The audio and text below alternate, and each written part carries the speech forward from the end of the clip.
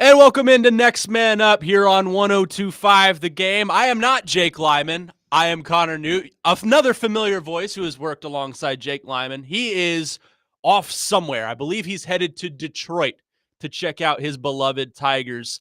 Alongside me, lowercase PK, Parker Kelly.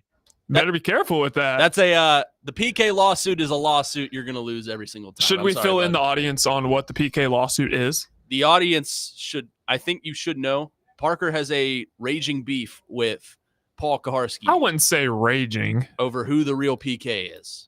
Let's just put it this way. There are two PKs in Nashville that both cover the Titans. We're not sure which one is PK1 and PK2. I will leave that up to the audience. Well, let's do the math here. One has been here for I don't think that should 27 into years covering that team. The other just started about a year ago. That is true. Maybe we can find a different criteria to determine. It's so unfair. Well, we're very happy to have you here. We are broadcasting from the Busy Bee Plumbing, Heating, and Air Conditioning Game Nashville Studios, home of the $99 yearly Beehive membership, where the buzz is always about great service. And hopefully you do not get sick of my voice, particularly over the next few hours, because for the next 6 hours, yes, you heard that right, 6 hours, I will be on the air here at 1025. I will finish this 3-hour show from 9 to 12, and then Big Joe Dubin has asked me to join him for Chasing Big Joe as Dr. Crane is out and Chase finishes up his fantasy rock and roll camp that I'm sure he loves so much. Plenty to get into today. Titans preseason first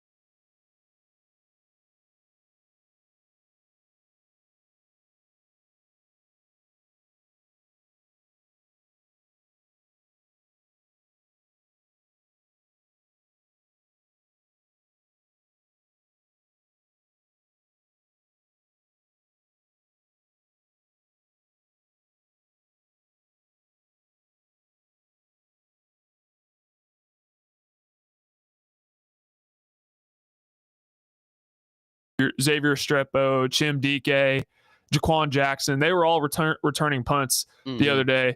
But I think each of those guys, they're going to get a healthy dose in the punt return game, because that's been one of the main struggles for the Titans is nobody can field the football, catch the football. So if one of those guys is able to pull away, and I really think that's where James Prochet is going to make his money.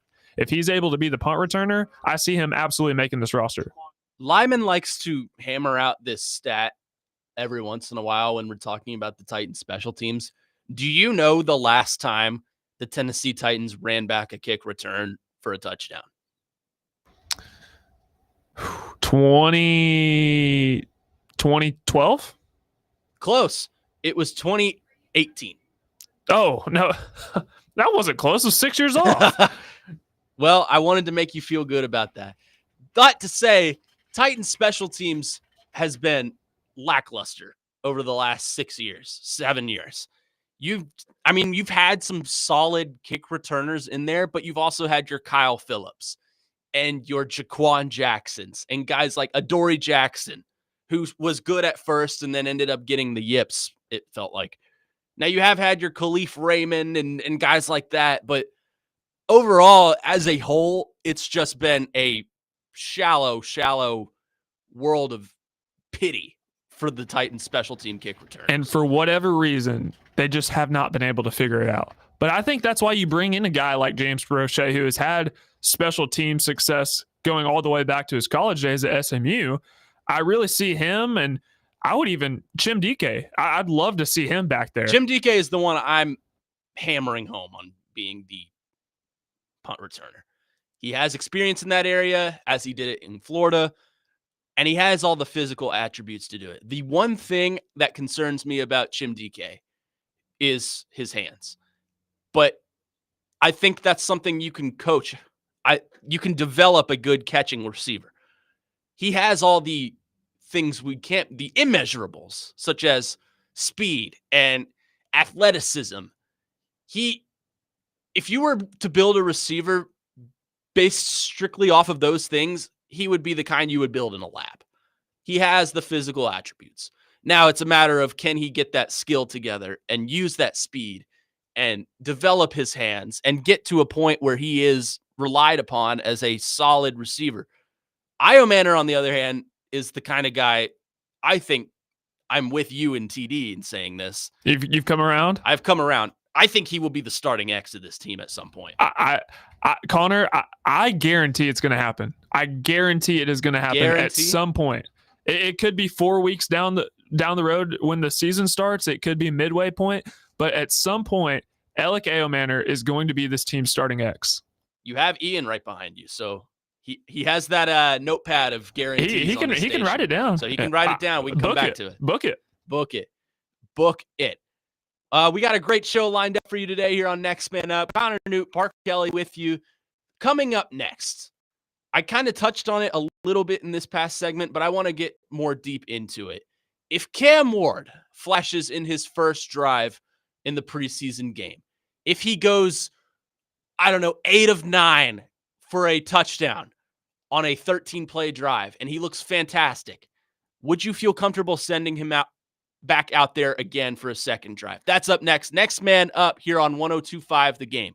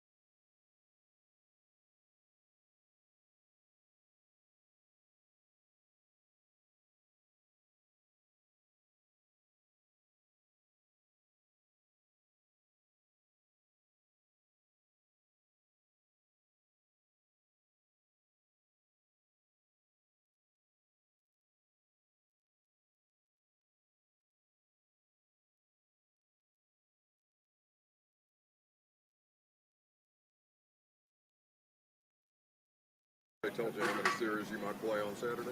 No, I'm listening to Coach Callahan. He know I'm ready to play the whole time if I need to. But this is also a big evaluation, not only for myself but for the whole team. I'm ready to make plays when my number's called. How excited are you for that opportunity to get out there for the first time, like with real stuff? I'm real excited to just be on the grass again. To just really put everything that I worked for out there, and just try to lead my teammates and try to get a win out there.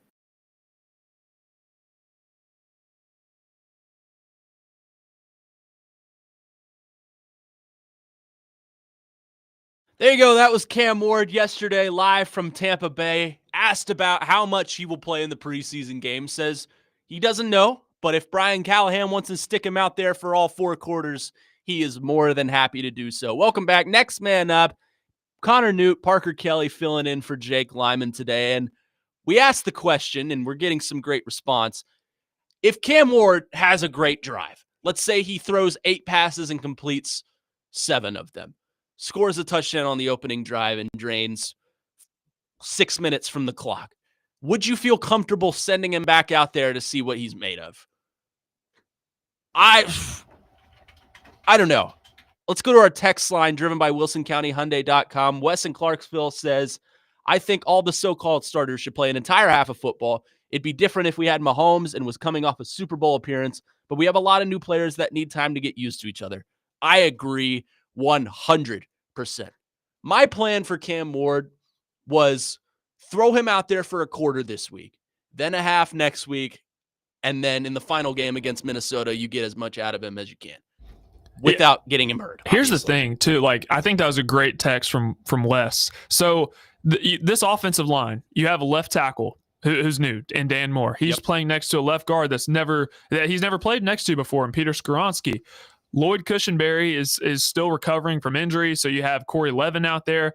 You have a new right guard in Kevin Zeitler, and then J.C. Latham, who's never played right tackle in the NFL before, who's now playing right tackle. So all this newness, and we haven't been talking about them in practice. I mean, have you heard any reports about the offensive line, really? No, and that's a good thing. That's exactly. We're not talking about it. That's a good thing. That's all we've been talking about, it seems like, for the last 3 years.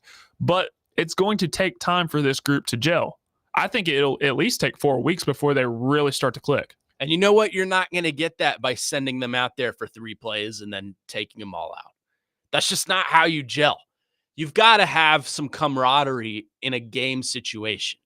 I think by sending them out for a full quarter or even a half, you're going to see there are higher stakes, obviously, because injuries are a thing, and you got to manage that because it's a preseason game. You don't want to see your quarterback go down like a certain other team in the division did last night, which we will touch on later. But you've got to build some chemistry between your offensive line, your offense, and even on the defensive end. Those edge rushers need to know who they're playing alongside. Your secondary needs to mesh well, especially for the lack of depth that room has. I'm with you. Our so-called starters, which honestly, if they were on other contending teams in the NFL, like the Bills or the Chiefs or the Eagles, I don't think some of these guys would sniff a starting role just because of the talent that those teams have. Dude, that's what I tell TD all the time. This team's leading sacker from a year ago, Arden Key, with 6.5. And Femi Aladejo, I'd want to get him out there as much as possible because he's still so raw as a prospect. I mean, he played inside backer for a majority of his time at UCLA and didn't really convert to edge rusher until later on in the year. I want to stick him out there as much as possible because this edge rusher group and the lack of depth on the defensive line scares me. That's a great point because Femi Oladejo is the one I think should see the field the most of all these rookies, aside from Cam Ward. They will tell you that Femi Oladejo is very ahead of schedule, and that may be true because seeing him in practice, he gets to the guy, he beats the offensive line quite frequently. He looks great out there. But you got to see him against an offensive line that is not the average offensive line that is known as the Tennessee Titans. Dustin in Hopkinsville on our text line driven by WilsonCountyHyundai.com says, we are in football hell. Ward needs reps against other teams.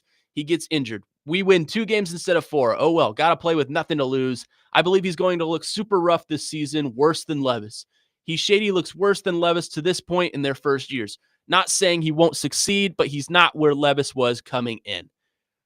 That is true to a point, but you also got to look at who Levis was sitting behind. Ryan Tannehill is, granted, he gets a lot of hate in this city for one game that he had against Cincinnati in the playoffs, which was not a great outing for him. But Ryan Tannehill is what you want in, Parker, I'm going to say the two words I hate again, game manager quarterback. He is a game manager. Okay, why does game manager get so much hate? You know, it's a skill, right? It's a skill, but I think it's used as a derogatory term towards quarterbacks to make them average. Why? I don't know. Because being a game manager, like, if it was so easy to be a game manager, then why isn't every quarterback a game manager? Game manager, I think, is the tier below the elite of the elite. Like, you don't hear people calling Josh Allen a game manager or Patrick Mahomes a game manager because they are elite quarterbacks that can single-handedly win you a game. They can. Ryan Tannehill, I don't think, could win you a game by himself. Ryan Tannehill is the piece you plug in to put alongside elite receivers. That's why he succeeded alongside A.J. Brown and Corey Davis. Not that those were elite wide receivers, but they had skills and abilities that, factored into Ryan Tannehill's skills and abilities. And part of that was the chemistry as well. Let's go to our phone line driven by WilsonCountyHyundai.com. Welcome in our good buddy, Adam in Portland, who has a comment on Cam Ward. Adam, what's up, my man? Connor, I think it's weird. If he were to go 8 of 9 on a 13-play drive, I would not like that one bit because that means he didn't throw the ball past 10 yards. I would like to at least see him throw the ball down the field, stand in behind that line, and do stuff on time because I understand he's like the improvising guy, and I can see Borgonzi and dude on the sideline going, oh, it's a Cam Ward play. Well, I don't want to see any of that because we already know that's going to have to happen. So I would like to see you actually, in a preseason setting, do things on time. Like stand in there, run a play, throw guys open where they're supposed to be, and don't run around and flick the ball. I don't want to see anything stupid. Don't put yourself in a position to get hurt, but do things on time. If you could do that for a series and it looks right, then get him out. That's fine, but I just want to see him on time. Yeah, thank you, Adam. That's a great point. I do agree with him in that I want to see Cam Ward throw the ball down the field. I'm fine with a few of these checkdowns or short plays across the middle because that's how you get a young quarterback comfortable in an NFL offense. But this is a preseason game. Don't be afraid to just sling it 40 yards downfield to Calvin Ridley for a deep ball if Calvin Ridley sees the field.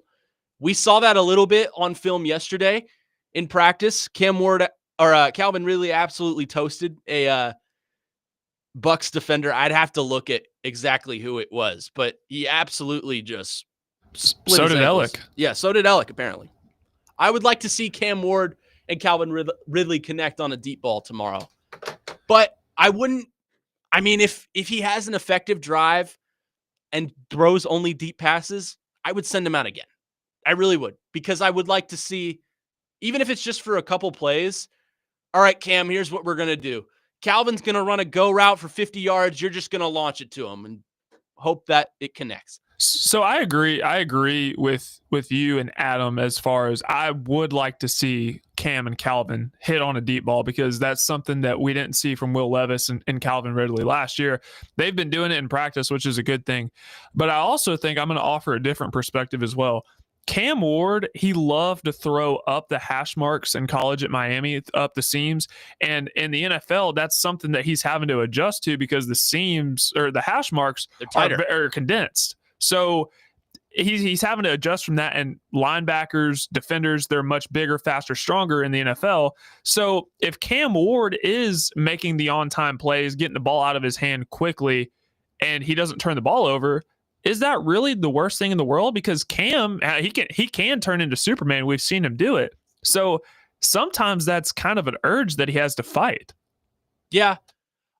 I'm fine with Cam Ward making a mistake. I really am. Now, you're going to have a portion of Titans Twitter or the Titans fan base in general that's going to melt down if he makes one simple mistake. Oh, we had a bust.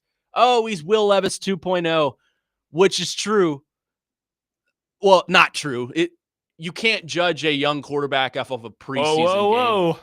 But, sorry, 6 straight hours is getting to my head. Already, man? We're not even through hour one. I'm nervous for the rest of the day. No, don't be. We're going to be fine. I'm nervous for the rest of the day. But you need to see some results from Cam Ward to that point. I'm fine if he goes out and makes a mistake, but we've seen Cam Ward's mentality as well. He is not okay making mistakes. If he throws a quote 4-book game, which the term book has never been used ever in the history of I'm going to be describing honest. an Yeah, I've never heard interception. that before. And you know how much of a football junkie I am. I've never heard book used as interception. That has never been used in the history of football to describe an interception. So 4-book. Way to go, Cam, for changing the game on that one. If he goes out and throws a 4-interception game, he has said, yeah, I'm not going to let that affect my mind. And you know what? Who am I to disagree with him? I don't know enough about Cam Ward to not believe him. I knew enough about Will Levis to know that if he made a mistake, it was going to get to his head and affect his play. We saw him roll that ball down the field against New York. They play in New Jersey, but they're the New York Jets to Tajay Spears, and that got to him. I think he was still reeling from that Chicago death pick where the famous picture comes from of him on his knees with his hands behind his head. Yeah, Will Levis was not comfortable making mistakes. Cam Ward, I think, isn't either, but I think the difference between the two of them is that one will let it affect their play and the other won't. Yeah, Will Levis would let mistakes compile, and he just could not get it out of his own way for whatever reason. Cam has the ability. It's one of the biggest assets that a quarterback can have. That is short-term memory. You gotta have it to be able to be a successful quarterback, and I believe that he does because he does not let the same mistake happen repeatedly. And yes, he has thrown interceptions in practice, but each one has its own story. Each one has been a little bit different. He is not making the same mistake consistently. Right. Let's continue this conversation on the other side. Got some of your phones to get to on Cam Ward, and we'll also expand the conversation on how much of these young rookie or even young wide receivers do you want to see play against Tampa Bay?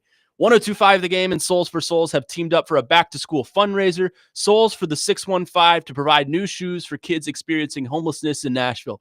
Help a child in Middle Tennessee step into the new school year with confidence by donating $20 for a new pair of athletic shoes.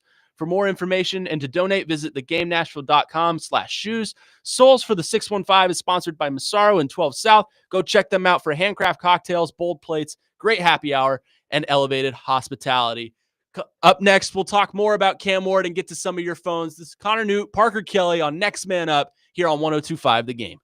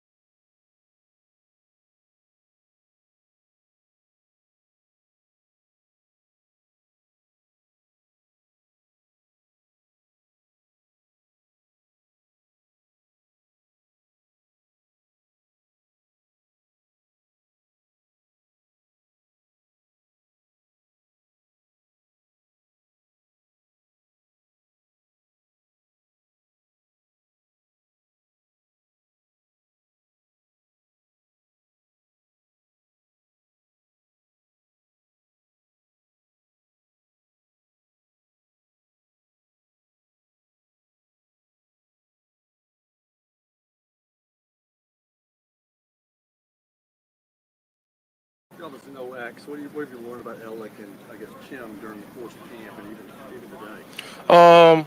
I just think those two guys, not only are they fast for the size and how to get out of routes, Chim and Elliott, but they very two physical receivers. So especially Chim from the slot, you got to be a physical player to win whenever you're matching on a nickel or a linebacker.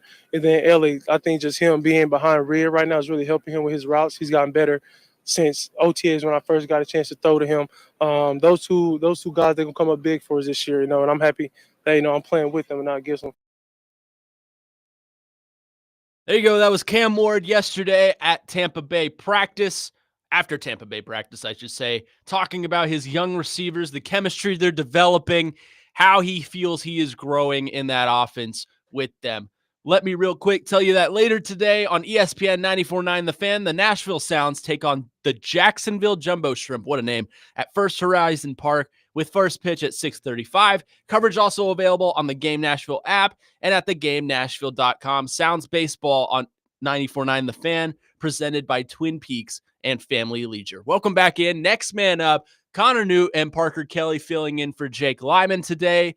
We were just discussing if Cam Ward has a good first outing in his first possession in the preseason game. How much more of that game would you want to see? I want to expand that conversation to the receivers. How much of these receivers would you like to see? That being Xavier Restrepo or Bryce Oliver or James Prochet or Alec Ioman or Chimere DK. How much of those would you like to see? Let's get to some of your text on Cam Ward. Robert on our text line driven by WilsonCountyHyundai.com says, him not being where Levis was at this point, why didn't we just go with Levis? He's only going to improve. I think Will Levis burnt a bridge. Can you read that text one more time? So we were talking about, I think it was Wes in Clarksville said that, or sorry, it was Dustin in Hopkinsville, who is an avid Will Levis defender. I respect it. I believe he's a Wildcat, so I respect it. That's a real text? Yes. But I'll reiterate this again because we've talked about this time and time again. The bridge was burned with Will Levis. That Cincinnati game where he threw a whole Thanksgiving feast of interceptions. That was the last straw. That was it. Now, you can make the argument whether or not Will Levis quit on this team with his whole shoulder thing. I'm not so convinced he was. I'm more convinced that the Titans and Will Levis worked together. And the Titans told Will, hey, you're probably not even going to compete for a backup job. So Will decided, I'll get the surgery. But as far as why didn't we just go with Will Levis, I think that ship sailed a long, long time ago. I really do. Brian on our text line says, I've been hearing some say that there's no reason for Jeffrey Simmons to play during the preseason. I couldn't disagree more. He's not nearly as good as he thinks he is, and he hasn't done much to speak of over the past couple of seasons. Play him to make him feel he's not above the team. Maybe it'll humble him a bit. Brian, I could not agree with you more. Jeffrey Simmons, I think, needs to see some reps in the preseason. Now, based on the caliber of player that the Titans think he is and that he thinks he is, he's not going to see those reps. I could highly, highly doubt him playing in the game tomorrow. I don't think you'll even see him much in the next game. Now, maybe you'll see him for a possession or two in Minnesota. But based on what I know about Jeffrey Simmons and what you obviously know about Jeffrey Simmons, I don't think he's thinking that low of himself to talk about or to go out there and play preseason reps. Yeah, Jeffrey Simmons, I would be shocked if he suited up tomorrow. But I think I would like to see him play a series. Geno Smith played a series last night for the Raiders. Yeah. I'd like to see Jeffrey Simmons play at least a series because, yes, he is probably the best player on this team. Yes, yeah, he is the best player. Yeah, but he needs to get more sacks. He needs to produce more. I don't doubt the talent, and I don't doubt the fact that he gets double teamed a lot, but that's the next step in Jeffrey Simmons' career is getting past those double teams, kind of deepening your bag as far as pass rush moves. He lost weight. He's down to 300 pounds. Yep. That should help him be more elusive, but that's the next step for Jeffrey Simmons, so I would like to see him out there for at least a series. I think it's a leadership thing, too. If I am on the Titans defense, and I see our so-called leader of this defense and of this team moving forward, Jeffrey Simmons, out there taking preseason reps and going at full strength. That would make me want to play at full strength, right? I mean, some of them obviously will, because a lot of them are fighting for a roster position. But to Brian's point, I think that also tells Jeffrey Simmons that you are above no one on this team. You may be labeled as a captain, but you don't have the opportunity. You don't have the privileges that some of these other elite players play because you're not on a good roster. That's my issue with Jeffrey Simmons, is that he thinks he is more than he actually is. The NFL views him as a top defensive tackle, and he is the best player on this team. Top four, according to executives, scouts, coaches. And he is the best player on this roster. But that is a low, low, low bar. Chip in Mount Juliet says Simmons is a decent player on a bad team. He needs to play some. He is not elite. 1,000%. Let's go to our phone line, driven by WilsonCountyHyundai.com. Welcome in our buddy Trey into the program. Trey, good morning. What do you want to talk about? Good morning. Good morning. Hey, I was just thinking that as far as fans go, deep-rooted fans, we got to see Cam Ward play. You know, he has for me, I would like to see him throw at least 20 balls. I would like to see some deep balls. I would like to see what his vision is, you know, as far as like picking receivers on the field. Because if here lately, we haven't had that. You know, with Mariota, you know, we didn't have that. His vision, you know, wasn't great. You know, as far as Tannehill, vision toward the end here, you know, with the concussions, wasn't great. So I want to see how he does throwing the ball down the field. And we need to see a lot of him. You know, if he does well, then keep him in there. If he does bad, you still got to play him, you know? So what do y'all guys think? Y'all have a good day. Thank you. Thanks, Trey. I agree with you to a certain extent. I would like to see Cam Ward play a lot, and I want to see how his vision works. That said, I don't think you're going to see him out there throwing 20, 25 balls in a preseason. Oh, game. No. That will not happen. I think if we were to put a maximum on it, you would probably only see like 10 passes. I do want to see him. Like, I think Trey's right. And speaking from a fan perspective, like, yeah, like I do want to see him. But he's not going to throw 20, 25 balls. Yeah. But if he just does the simple things, like hitting your quick slants, your outs, your hitches, check downs, take a deep shot every now and again, get a little play action in there, I think that would be totally fine. And that's where I stand too, because I want to see how his vision works. I want to see if he is seeing these deep routes, if he is, you know, connecting with these young receivers, which is kind of what I wanted to open it up about. How much do you want to see the young receivers alongside Cam? Because I would like to see them a lot. I want to see Alec Iomanner and Chimry DK and even James Prochet and Bryce Oliver, because those are guys that are not going to be your premier starters of this team, but kind of like I always reference Chris Moore, because Chris Moore was not the best wide receiver on the Titans team. I believe he played in 22. But every game, for some reason, Chris Moore would complete like a 30 to 40 yard deep pass to generate momentum when the Titans needed it most. I'm not saying you're going to have that on this team, but that just speaks to the chemistry that Ryan Tannehill had with his receivers, which a lot of you on our text line are clamoring for Ryan Tannehill back.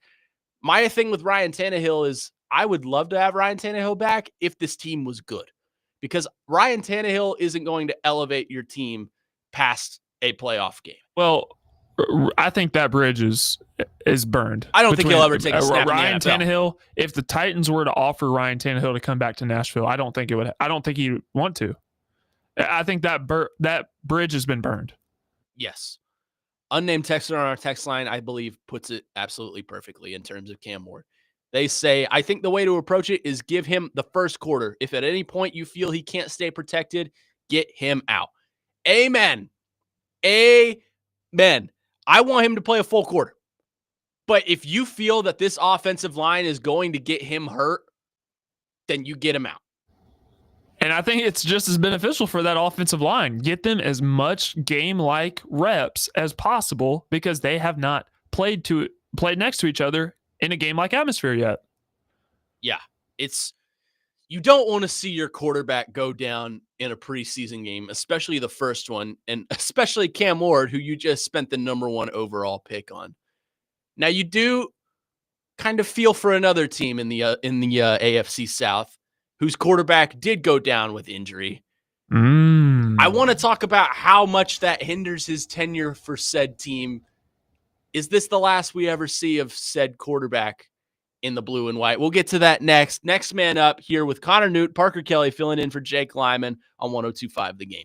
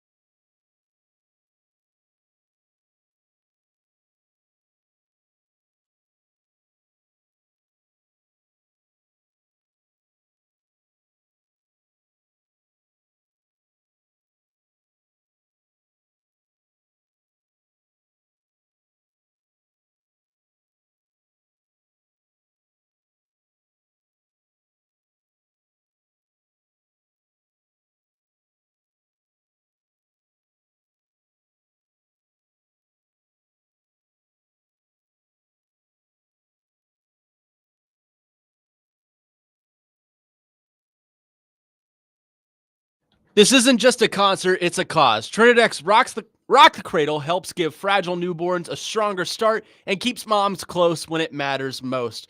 With Tim McGraw live on stage and your support behind every beat, Ascension St. Thomas is turning music into healing. Tickets are on sale now at rockthecradle.org. Welcome back in. Next man up, Connor Newt, Parker Kelly filling in for Jake Lyman on this Friday. Before we get into Anthony Richardson, who I teased a little bit in the last segment, Weston Hermitage on our text line, driven by WilsonCountyHottie.com, asks an interesting question. He says, honest question, after some of the video clips that I've seen from practice and from scrimmages, how much should we be worried about left tackle Dan Moore?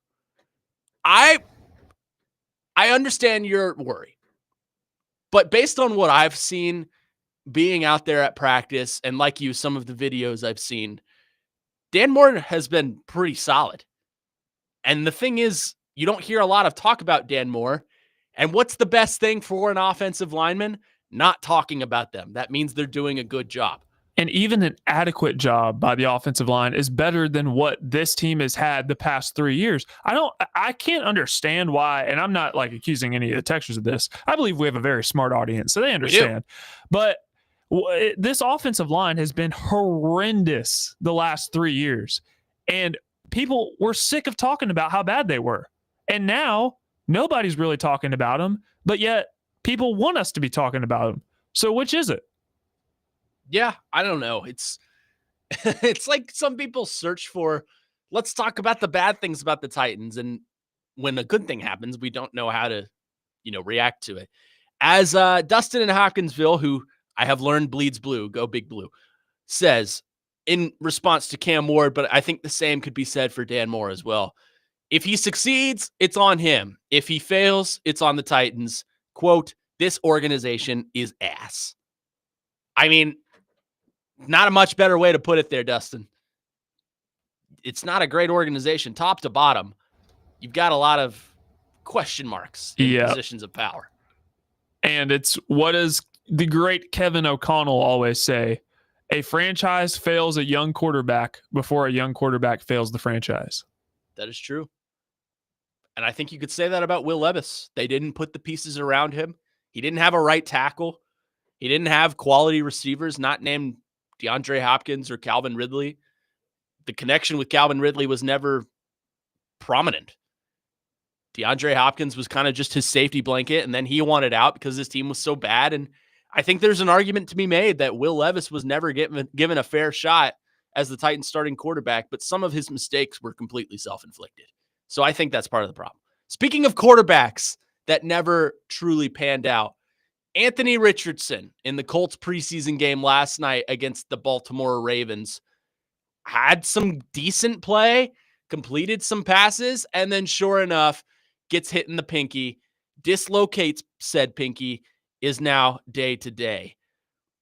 What do we make of this, Parker? The man is made of glass, first of all. I'm bringing the heat on this one. Okay. I'm bringing the heat. I've been thinking about this since last night. So here's the thing with Anthony Richardson. You know that there is a QB1 season 4, right? Yes. In which Anthony Richardson is featured. It is exclusively on Tubi. But I think for fans, they need to watch it because Anthony Richardson, during his senior year of high school, injured the same shoulder that he injured early on during his rookie year and last year. So Anthony Richardson has been a little bit injury prone dating back to his high school days. Now, what happened yesterday wasn't necessarily the result of him being injury prone as much as him not being able to pick up on the blitz. It's literally a day one install that a year 3 quarterback should understand. You see the blitz coming off the right side, you have 2 options. You have a guy in the flat, you have a guy in the hook curl zone. You got to be able to get the ball out. And that is the thing that we've been talking about with Anthony Richardson is for whatever reason, he's not able to pick up on that. Right. And it was clear as day. That's literally something you learn day one of fall camp as a quarterback. I believe since his senior year of high school, Anthony Richardson has played a total of 12 games before being drafted. What volume of that makes you think that he is an elite level quarterback to take him at pick number 4? I remember when Kentucky went to the Swamp and they played Anthony Richardson and that Florida team, and Richardson threw 2 picks. And not once did I ever think this guy is going to set the league on fire. I actually thought Will Levis looked like a better quarterback in that game than Anthony Richardson did. And Will Levis was throwing the ball to Barrion Brown and Dane Key, who are great receivers, by the way, and Jamori Macklin and guys like that. But there was never a time where I thought Anthony Richardson wasn't bailed out by talent. Anthony Richardson was throwing the ball to Ricky Pearsall, who, not that he was an elite college football receiver, but he could make some catches and he could get open and he can get down the field in a flash. Ricky Pearsall's a good player. Ricky Pearsall's going to do well over in San Francisco.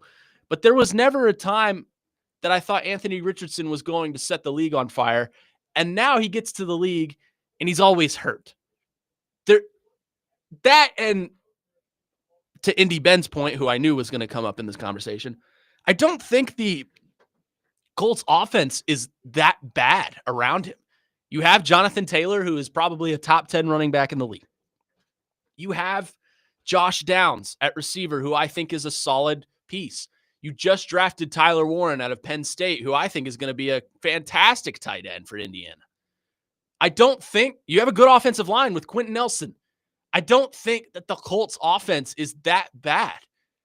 It's just a matter of they have such a question mark at quarterback. And I thought Daniel Jones looked pretty well last night. He did. He had 120 yards. He had a touchdown. Yeah, had the touchdown. Two. I think he was no, he's just one. Just one. I think it was 14 of 20 passing or something like that. No, the completion percentage was not great. It was not great. 10 of 21. 10 of 21. Okay, so he was sub 50. But I don't think that the Colts offense on paper is that bad.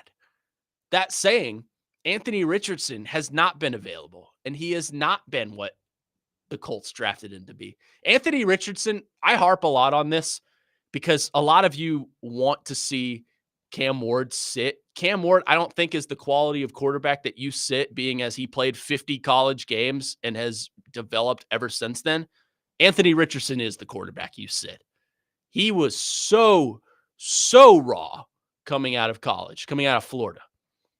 He had the potential to be the next Cam Newton, but you had to sit him and you had to let him learn the offense. By putting him out there and putting out the young guy, he is prone to injury, as we've learned. And even when he is healthy, he is horrible at making these quarterback reads. He's horrible at finding the open receiver. I've fallen off the Anthony Richardson train. I never was on it, but I don't think that his tenure with the Colts is over because I think Daniel Jones he'll probably be the starter in week 1. I think he'll end up sucking at some point and they'll try and run Anthony Richardson back out there and it'll fail. The Colts will be in the market for a quarterback here in a couple of years. I don't think his tenure is over, but boy, does his future with Indianapolis look kind of bleak.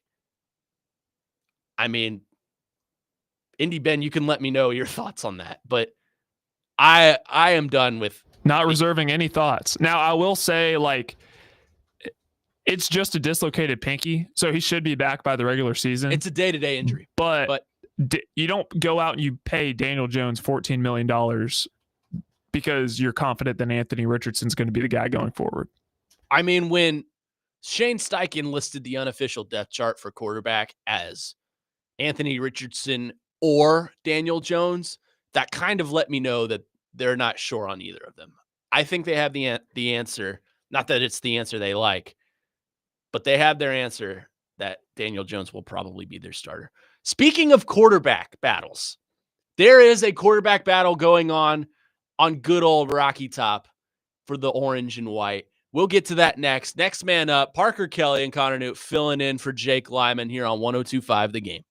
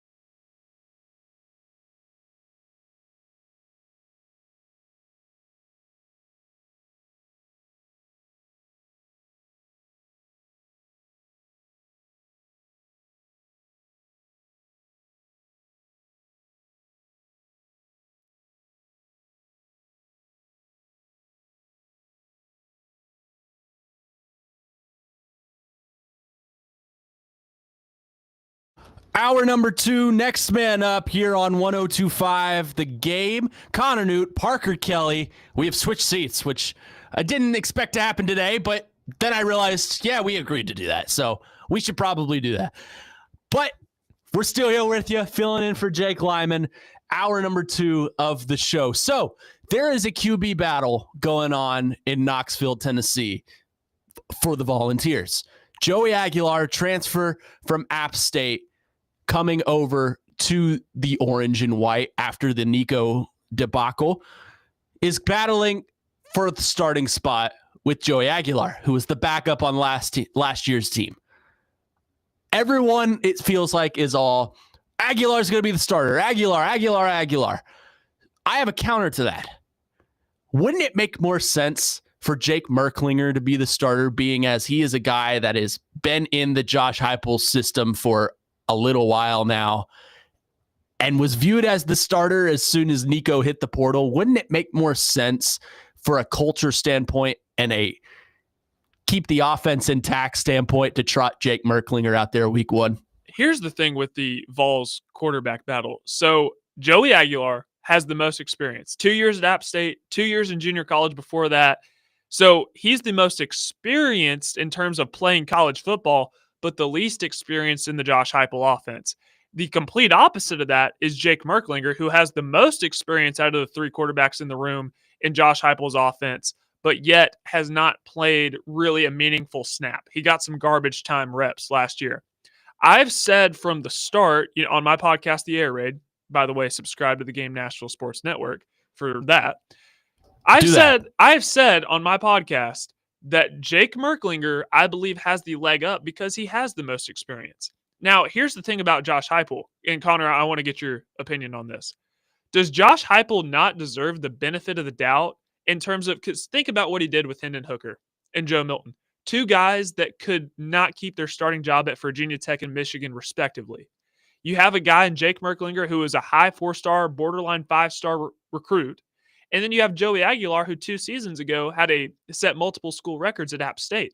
Do you not think that Josh Heupel will be able to soak every last drop of talent out of those 2 as he possibly can? I think a 2-quarterback system in college football is very, very rare these days. You never see that. Kentucky tried it last year with 2 bad quarterbacks in Brock Vandagriff and your boy Gavin Wimsatt. But a 2-quarterback system in college football is very rare.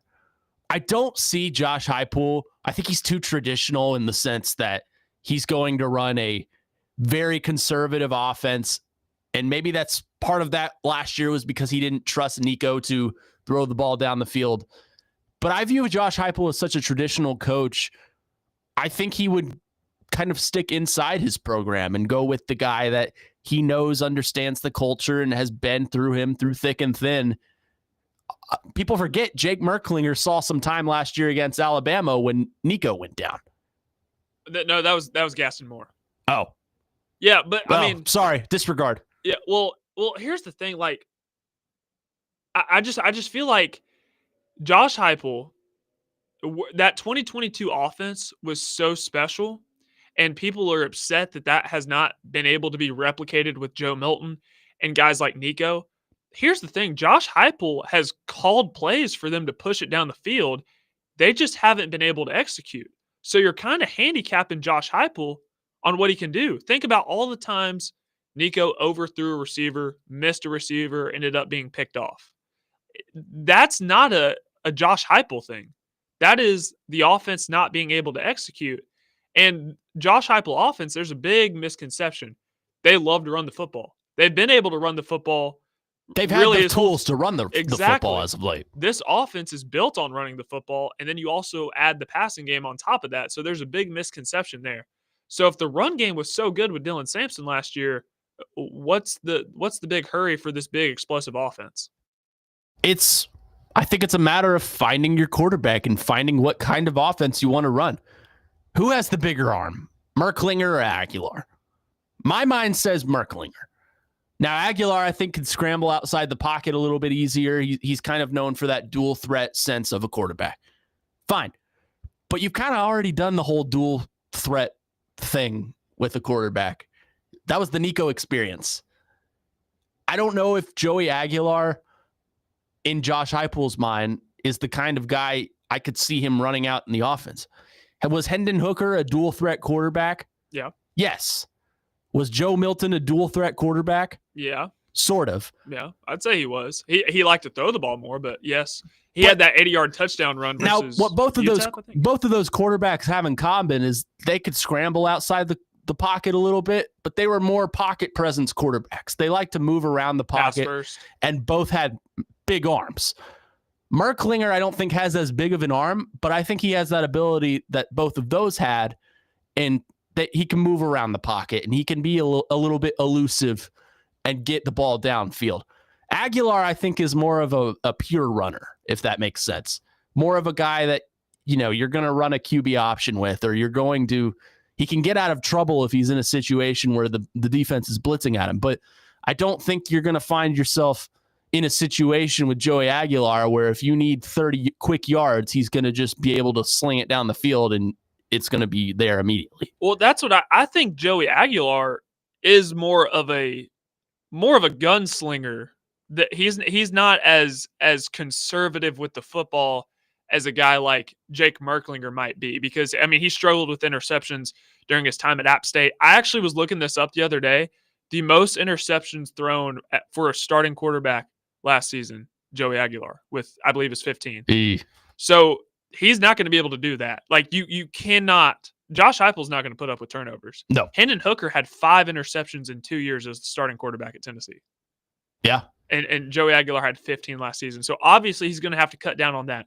The Vols do have a scrimmage tomorrow, so it'll be interesting, the reports, to see if a quarterback really pulls away. I don't imagine that they're going to name a starting quarterback after tomorrow. We're going to have to wait. I think Heupel is going to just drag this out as long as he possibly can. You know what I think what's going to happen? Do you remember when Jalen Hurts and Tua Tagovailoa were battling in the offseason and Nick Saban didn't name a starting quarterback until 5 minutes before kickoff? Or at least publicly, he didn't announce it.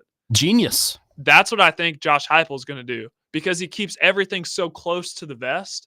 I can totally see that being like 5 minutes before Syracuse, you have Molly McGrath, Alyssa Lang, whoever, interviewing him on the sideline. Hey, Josh, who's going to be the starting quarterback? Oh, we're going to trot Jake Merklinger. We're going to trot Joey Aguilar. And you know there. why that works? Because that's allowing Syracuse to think, well, we don't know who's going to be the starting quarterback, so we might as well prepare for both of them. Yeah, got to prepare for both. More work on their part. That is more work. George McIntyre is also he's the third scholarship quarterback for the Vols. He is being given an opportunity. We just don't think he's going to. He's so green. He just got to campus. I don't think you can trot especially in the offense he ran in high school, which firsthand. Oh yeah, was a very Coach Wade run the football. Very, very run heavy offense. You're right. He is so raw and so green that I don't think you can trot a true freshman out there this year, especially with which I want to get into in this next segment, the lack of receiver depth that I think Tennessee has. Oh, we're going to have to talk about that. I don't think you could trot him out there. To me, it's between Merklinger and Aguilar. And if I'm Josh Heupel, honestly, I would go with Merklinger, at least to start the season. We'll have to see. Honestly, think about the situation that Jake Merklinger is, and I want to give him props. You had Nico last year. You had Gaston. You were the third string quarterback. Did you imagine when the season ended in December that 4 months later, that you'd be in the mix for the starting quarterback? Because everyone thought that Nico was going to stay. We all thought Nico had the keys to the kingdom. And now he's prepping to hopefully win a starting quarterback job in the SEC, nonetheless. Right. Well, we'll open the conversation up to the text line. Our text line, driven by WilsonCountyHyundai.com, 615-737-1025. There is another added factor to this QB battle in Tennessee, and that is the lack of wide receiver depth that Tennessee seems to have. We'll get to that next here on Next Man Up. Connor Newt, Parker Kelly here on 102.5, 106.3, The Game.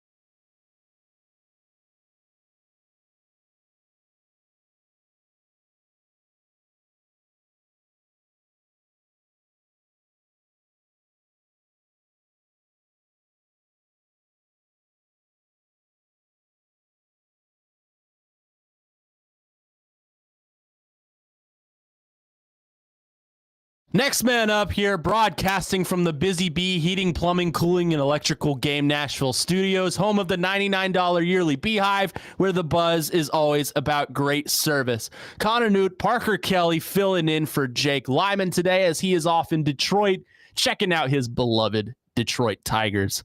Hope he's having a good time, first of all. He's been killing it all week. I've been here with him every day, and it is enlightening to see a new guy daily on the radio, and just you plug him in and he goes. Representing the younger generation amongst a group of old heads. I mean, we could not be more proud of him. We miss him on Saturdays, which, speaking of Saturdays, tune in tomorrow for the debut of Weekend Huddle with us two, Nick Frazier. It's going to be a blast, man. It is going to be so much fun. Really excited to get this thing going on the weekends. It is going to be good. Another thing coming up between us two, the Game Blitz is returning. That's right. All your high school football across the mid-state, you can hear right here on 102.5 The Game with myself and Parker Kelly. But as far as football is concerned, we are in the midst of a conversation about the Vols quarterback situation. And I want to broaden this more out. How much of the lack of wide receiver depth affects this Vols QB situation? I'm looking at the Tennessee Volunteers wide receiver depth chart right now. And in my mind, there are only 3 receivers that I think can truly be effective on this team. Go for it. That is Mike Matthews, the sophomore, who will probably be the starting X. Former 5-star. Chris Brazzell, redshirt junior, who is probably your starting Z. And then, let's see, Brandon Staley, who is a redshirt freshman. Very young, but very fast and effective. Outside of that, it is all freshmen and guys that you don't really think would see the field. Like Trey Weary, redshirt junior. Do you think he would actually be effective in the pass game? He's probably wide receiver 7 on this team right now. I mean, Boo Carter is listed on the wide receiver depth chart. I think he's way more effective as a corner than as a wide receiver, but I could see him having an offensive package, but he's not going to be Travis Hunter out there. You remember that whole offseason debacle. There have been 2 offseason debacles with Boo Carter, but the first one being we weren't sure if he was going to return back to the University of Tennessee. Right. I think they paid him a little bit more money in NIL and then promised that he could play a little bit of offense. So he's wanting to play both ways. But then the other situation that came down, for whatever reason, he was I don't know the best way to put this. It seems like he got a little selfish, was briefly removed from the team. The leadership council at Tennessee welcomed him back, and now he's having to work his way back onto the field. It's not an injury-related thing. It's just more so like, okay, personal. you gotta earn our trust once again. He's back in pads, so that's a good sign. But he's having to work his way back. But as far as the wide receiver situation, young guys cannot afford to be young anymore. Nope. You have guys like Joakim Dotson, Travis Smith, Rodarius Jackson. All those guys are true freshmen that are going to be relied upon. I think the 3 that you hit on are for sure going to be the wide receivers. Amari Jefferson too, a transfer from Alabama. But you don't really know. I as of right now, I do not have a good feeling about him. Well, he's a young guy too. Right. Redshirt freshman. But these young guys, they cannot afford to be young. So you got to have Mike Matthews. Him and Braylon Staley have kind of been off and on injured. They've it was Mike Matthews, then he's back, and now Braylon Staley's been out. So you're going to have to rely. Those guys are going to have to be healthy, and they're going to have to be relied upon in a big way. Which of those 3, the 3 that I mentioned that I think will be most effective, again, that's Mike Matthews, Chris Brazzell, and Braylon Staley, do you think could be the safety blanket for whoever is the starting QB for Tennessee? Can I say neither or none of them? None of the 3? I think it's going to be Miles Kitselman, the tight end. Oh, yeah. So, well, of course. But if I had to pick a receiver, Chris Brazzell's has the most play time out of any of them. So that would be an easy answer. But I really want to see Mike Matthews. I mean, this dude's a former 5-star. Yeah. Like he's fast. He's got to be there. He's got to be there. Braylon Staley also was like a top level 4-star. So you'd like to see some production out of him, but I want to see it from Mike Matthews this year. I really do. Yeah. Miles Kitselman I'm very high on because I think he can truly be one of the top tight ends in college football. we got the answer, by the way, as to who was blurred out in the QB situation.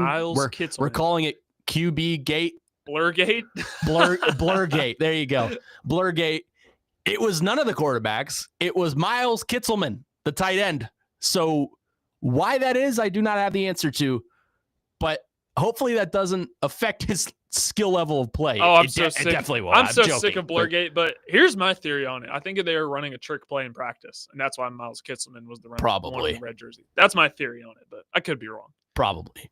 But as far as the wide receiver depth, how can that be fixed? I think you have to hit the portal this offseason.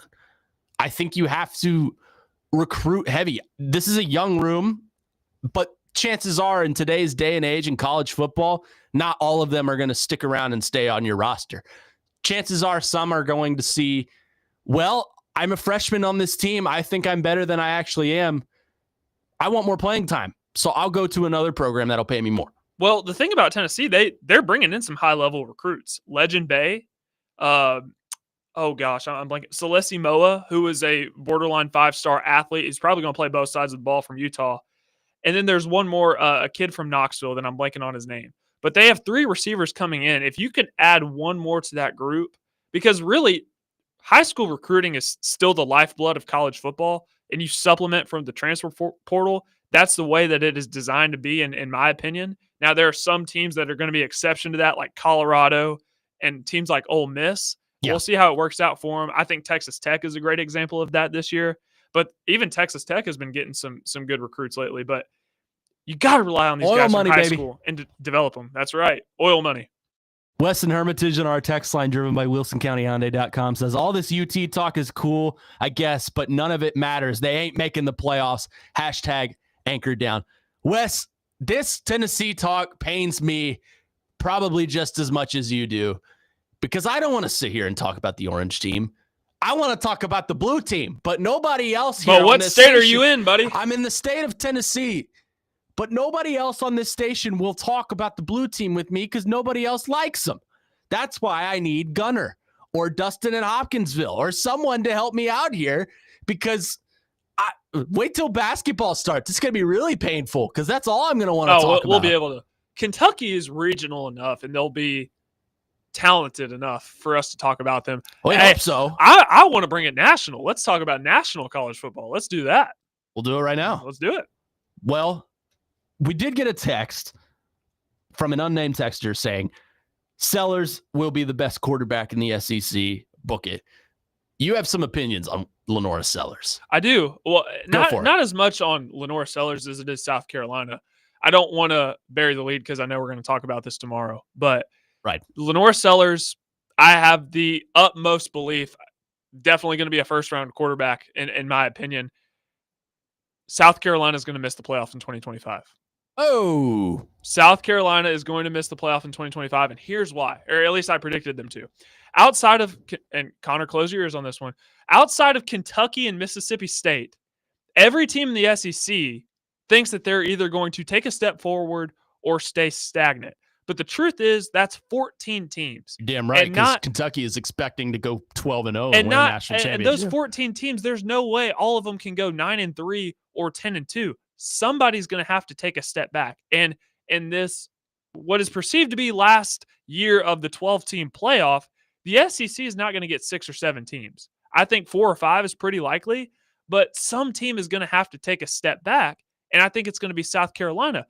Outside of Nick Harbor, I have concerns about who Lenora Sellers is going to throw to.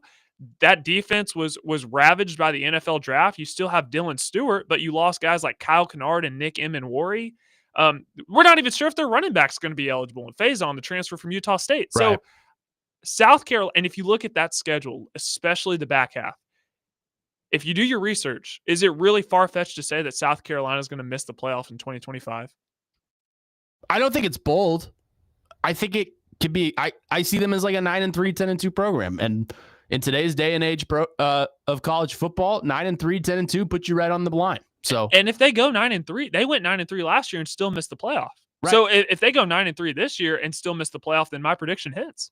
Adam in Portland on our text line, driven by WilsonCountyHyundai.com, says, as much as I hate Kentucky, I would much rather listen to a Wildcat breakdown than pro wrestling. So if Chase can do that, you do you, bro. Clearly, Adam in Portland does not know what my other show is that airs Adam. on our pod center and will be airing this weekend. It's called Ring Knowers, and it is what does Adam know about Ring Knowers? It is a full hour of pro wrestling breakdown. So I am sorry to let down the Nashville area with pro wrestling talk, but it is a pretty big following. So, and it gets some pretty good interaction. A lot of you text when that show is on. So I really appreciate it. Dustin in Hopkinsville says Sellers and Lagway are going to be dogs. Wish the Titans were drafting them. I mean, can't give up on Cam Ward just yet. Oh my gosh. Yeah. Cam Ward just got here. And was Cam Ward not a Heisman finalist last year? Like he was dog too. So he was. Now, I do agree that I think Sellers and Lagway are going to be better NFL quarterbacks than as of right now, Cam Ward. But coming in hot and spicy maybe not today, NFL quarterbacks. Maybe not NFL quarterbacks. NFL prospects. You just got to let this thing play out. Prospects. I don't want to predict. Is what I'm looking for. Prospects is the word I'm looking for. I do think they will be better prospects. But Cam Ward, everything we've heard about him and everything we've seen, if he can pull it all together, he is going to be a pretty solid key piece. Sorry, I'm just distracted. Dustin in Hopkinsville. Wrestling is young and the restless for men. Damn right. Hey, it's a soap opera for men. I'm laughing at our YouTube chat. Adam doesn't like pro wrestling. Guess we can't ever talk about it. Well, if we talked about pro wrestling, I don't want to overwhelm Connor with my amount of WWE expertise. Yes, I know. So. I know you're expert. I know you're an expert. I'm not. Speaking of Titans and their practice, there was a certain coach out there yesterday that I would just run through a wall for if you were to ever start coaching again. So we want to open up the text line and the phone lines to you. What is a coach that you would run through a wall for? It can be any sport, football, basketball, hockey, you name it. We'll open up the text line and we'll get to your answers next here on Next Man Up. Parker Kelly, Connor Newt filling in for Jake Lyman on 102.5 The Game.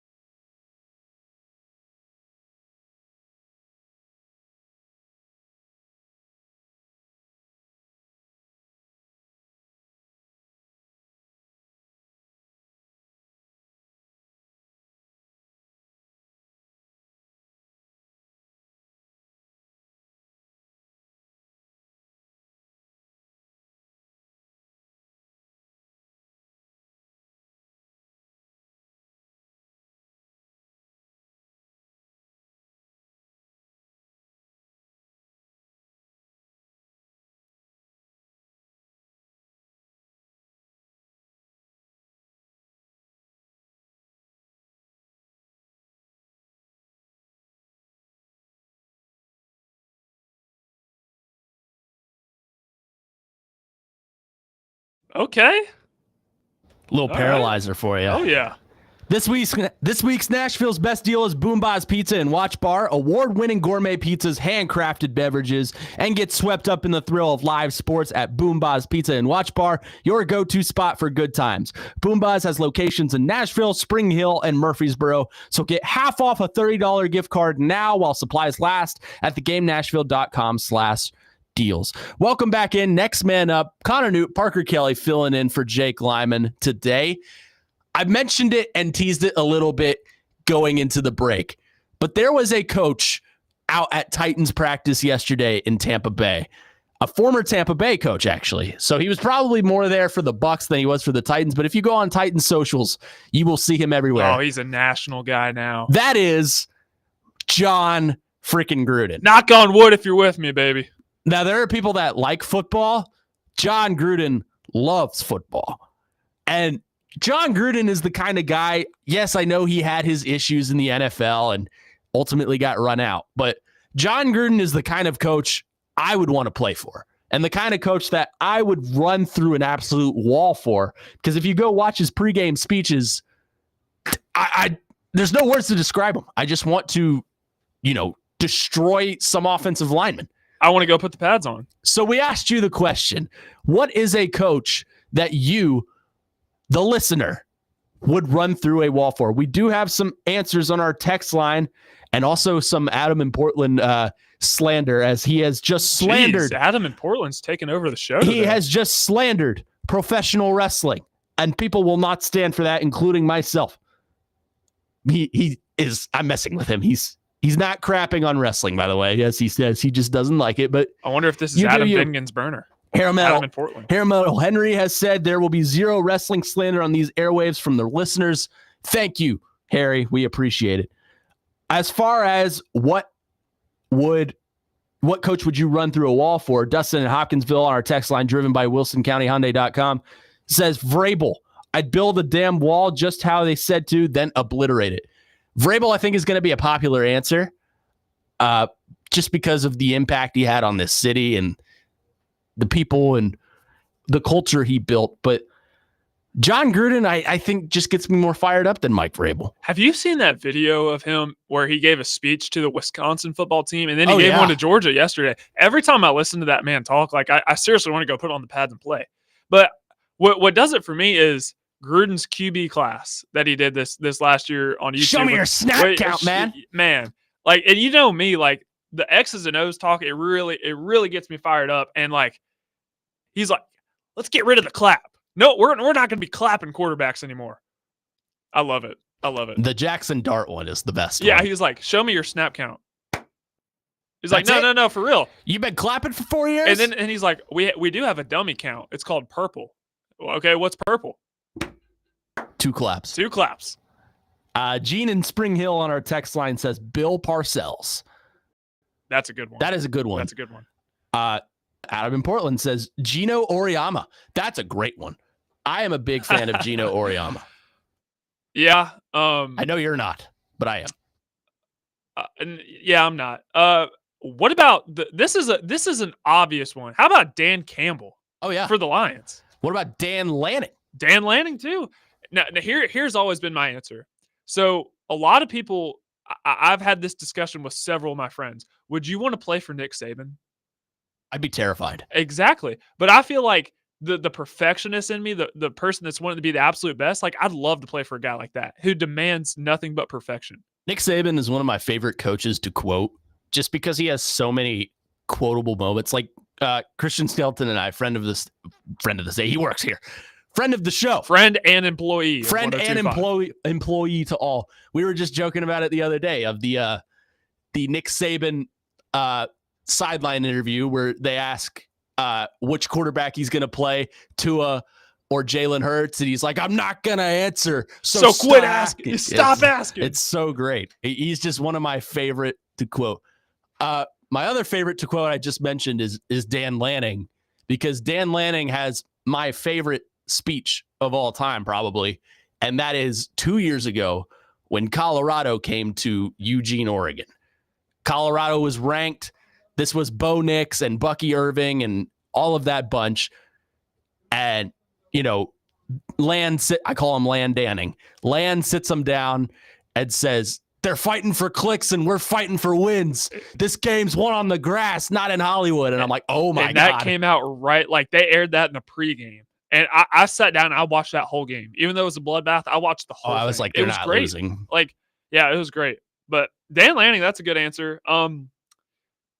Mike Elko, I feel like is a good one. Mike Elko is fun. Because he doesn't tolerate. Really, I mean, we could just go down the list and start naming SEC quarterbacks. Text line is blowing up right now, which you guys are great. We love your interaction. For the offensive guru in me, Kyle Shanahan is up there for me. Sean McVay. Like, I'd love to play for a guy that just lives and breathes football. Right. Unnamed texter says Bill Cowher of the Steelers. Other unnamed texter goes with the other Steelers coach, Mike Tomlin, who I think would be great. Thomas in Nashville says, morning, guys. For me, the coach would be Jimmy Johnson of the Dallas Cowboys. Jimmy Johnson. Jeff says he would run through a wall for Frank Caliendo and John Gruden. And John, there we go, baby. We go. We got to vote. I mean, there's an obvious answer for me of who I would run through. Kevin a wall O'Connell, he's another smart guy. Outside of football, for me, it's Mark Pope. Oh, if we had to pick a coach outside of football, I'm gonna need a second to think about this one. Bruce Pearl. I hate Bruce Pearl. Yeah, but you can't deny, like, he's such a player's coach, though. He is. If you remove the bias, like playing for Bruce Pearl, that'd be awesome. Yeah, I just am not a fan of the program he's built. Just kind of the players he's grabbed. But to each their own. I think Bruce Pearl, the person, is probably a wonderful person. Who else in there would you want to play for? In college basketball, would you want to play for Dan Hurley? Yeah. I'd play for Dan Hurley. I'd totally play for Dan Hurley. I wouldn't. I'd be scared of Dan Hurley. I think he'd get mad. Tony Vitello? No. You wouldn't play for Tony? No. I would. I think Tony would make it more about himself than me. No. Would you play for Rick Barnes? Yeah. I think I'd play for Rick because, Barnes. I mean, his practices are like intense. Yeah, intense. He's a godly man. Like, morals are there. Yeah, I'd play for Rick Barnes, 100%. Yeah, I would play. I'm trying to think of baseball. There's not really polarizing figures in MLB. I got a good one. Go for it. What about Kevin Schnall at Coastal Carolina? Oh, what about what's his name? He coaches at Liberty now. Football. Oh my gosh, Chadwell. Jamie Chadwell. I think he's fun. Would you play for Lane Kiffin? Yeah, because I'm a quarterback, man. Playing in that system would be so fun. I like Lane. Hot take. Sorry, that's banned on the station. Bold take row. Coming up tomorrow at 10 a.m. Bold take. I think Lane Kiffin is hilarious. He's a Twitter machine. Fun follow if you haven't followed Lane Kiffin already. Not a coach, but if he was a coach, I would absolutely play for him, and I know you would too because we both love him. Josh Pate. Love Josh Pate. By the way, On3, getting him was a really big deal. On3 is doing some great work right now. On3 is taking over. Yeah, they are going to be the go-to for college sports media if they're not already. I mean, it's only a matter of time before like Pete Thamel has joined On3. I'm like, oh Lord, they acquire College Game Day. We got a lot more answers to get to. We'll get to those on the other side and keep them coming. What coach in college, NFL, MLB, NHL? I got some hockey ones. NBA, any sport out there, would you run through a wall for it? I guess this has become our unofficial question of the day. Get those texts and calls in at 615-737-1025. Our phone and text lines driven by WilsonCountyHyundai.com. We'll get to more of your answers on the other side. Parker Kelly, Connor Newt filling in for Jake Lyman on Next Man Up on 1025 The Game.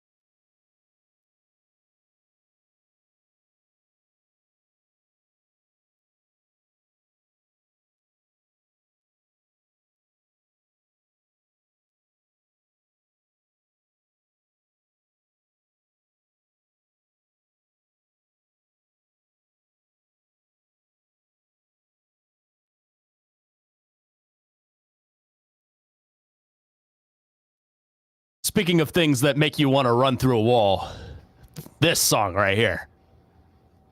The Beastie Boys. Do you know this, Parker? No. You'll know it here in a second. There we are. Just had to wait for it to hit. Oh, yeah. Pretty sure. Was this not in Guardians of the Galaxy at some point? It may have been. This is such a football hype song. It just gets me ready. Welcome back in. Next man up, Connor Newt, Parker Kelly filling in for Jake Lyman here.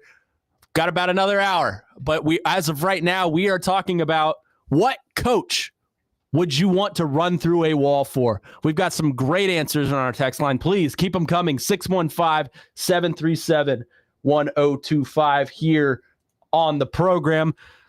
Let's get to some of these unnamed texters. Beth in Mount Juliet says, Coach K of the Duke Blue Devils. That's a good one. That's a good one.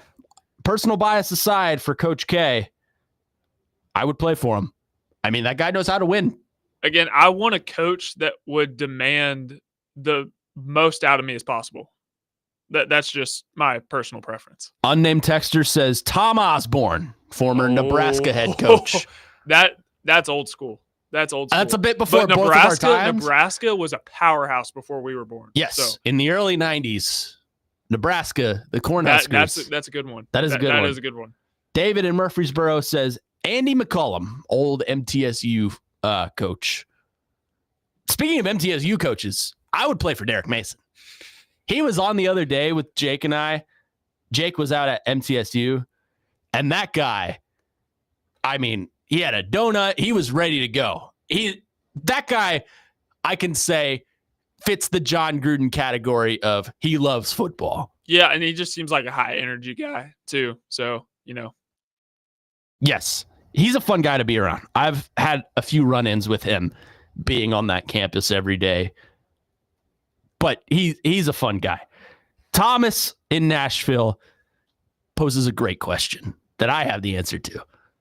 How about wrestling managers? I would go through a wall for Paul Heyman. Paul Heyman, I would go through a wall for. Paul. I don't know anything. Oh, you don't know Paul Heyman? You know Paul Heyman. You'd know him if you saw him. Paul Heyman. I mean, if we're going wrestling route, have The Rock give me a pregame speech, and I'd play the best game I've ever played in my life. Oh yeah, no. Any pregame speech from The Rock. Here's an underrated one.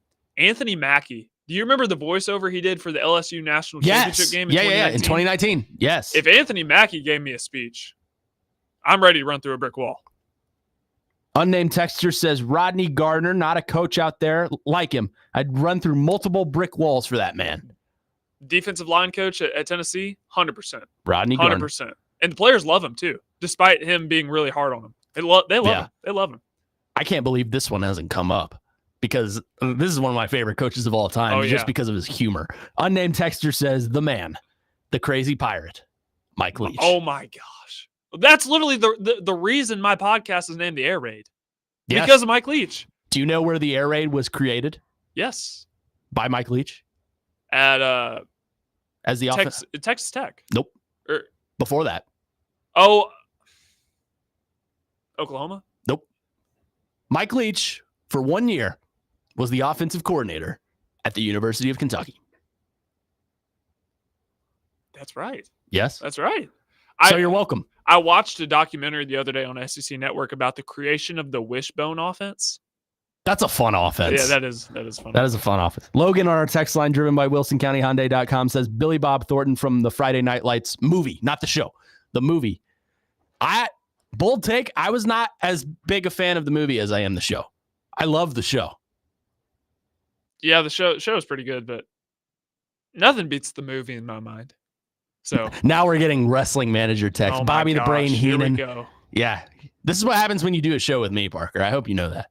Dustin in Hopkinsville says, back when I watched wrestling as a kid, Stone Cold Steve Austin. What? I drank a beer. 2 beers, 3 beers, 4 beers. I saw this on beers, social media of you 6 saying beers, this exact same 7 thing. beers, 8 beers, and a Bloody Mary. Yeah. Well, that was more LA. Hell yeah. I mean, doesn't get better than that. Devin and Dixon says Ted Lasso. Have you seen Ted Lasso? I've seen bits and pieces. I haven't seen the whole thing. It's a great I don't show. have Apple TV Plus, so great show. You'd like it a lot. I bet I would. It's about a football coach that becomes a soccer coach and knows nothing about soccer. So great humor. Yep. Unnamed texter says, Urban Meyer, just get the hell out of there. Just to get the hell out of there. That is Texas J. I don't know if I would play for Urban Meyer. There's a lot of baggage that comes with that. He's not up there for me. Not up there for me. Kyle Whittingham at Utah is a sleeper. I'd play for Kyle Whittingham. Yeah. Dude loves ball. Would you play for Kalen DeBoer? Yeah. He's offensive mind. Yeah. Kenny Dillingham, Arizona State. Yes. I love Kenny Dillingham. Kenny Dillingham is fun. I'd play for Sark too. Steve Sarkisian. I can't believe this one hasn't come up. Coach Prime. Would you play for Coach Prime? I would, because I truly believe he loves his players. I would. See, I think he has. I'm not a big Coach Prime fan from an outsider perspective, because I think he's all about how they look more as how they play. But I do agree with you. I think he loves his players. Well, anytime you mention Coach Prime, it's going to be met with some sort of criticism. I believe that you either love Coach Prime or you hate him. There's no in between. I watched that presser he did where he announced that he had cancer and he had beaten it and he was with his doctors. It was powerful, dude. And I think that Yes, really, if you watch that, I believe it might change your perspective on Coach Prime. I got one more for you, and I'll read some of your text, of course. Hickory dickory dock, the mouse went up the clock. Coach Sweeney's got game, and now he's on TikTok. Have you seen that video of Dabo? Yeah. Would you play for Dabo Sweeney? Yes. You want to know so when he was at college at Alabama, this is a story I'm not sure how many people know. He actually housed his mother in his dorm room because they were very poor growing up. So he lived with his mother in his dorm room during his time at Alabama. And to get to where he is now, and the backstory, that's also very powerful testimony. So heck yeah, I'd play for Dabo. I'd absolutely play for Dabo Sweeney. And here's the thing about Clemson. They are a legit national championship contender, and everybody's been piling on Dabo Sweeney about not utilizing the transfer portal. I think they brought in like 3 transfer portal recruits this year. I'm high on Clemson this year. I'm high on Clemson as well. And if Dabo Sweeney and the Clemson Tigers go out and they win the national championship this year, that is the utmost mic drop moment for Dabo Sweeney if I've ever seen it. Yeah. We have a caller on our phone lines driven by WilsonCountyHyundai.com. Malika has an answer to our question. Malika, go ahead, please. Hello. Oh, hey guys. Thank you for taking my call. I have 2 answers, if it's okay. I love your show. Of course. My first answer would be Pat Summitt. May she rest in peace. Oh, that's a good one. And I know Jelly Roll's not technically a sports coach, but he never gave up in life. So does Jelly Roll count? I mean, Jelly Roll just cut a motivational speech inside the Titans locker room the other day, and it was fantastic. So Malika, did you see that video of him talking to the Tennessee Titans a couple days ago? No, but I'm about to see it. I really love how he makes studios for children and does not give up. And I love your show. Thank you guys so much. Thank you, Malika. Thank you for the call. 2 great answers right there. Jelly Roll, if he gave me a motivational speech, I'd absolutely go out there and play my best. Couple of more texts to get to. Here's a baseball one for you. Tim Corbin. Nah. Really? I like Tim Corbin. I don't doubt that he's a good coach, but he's not top of my list.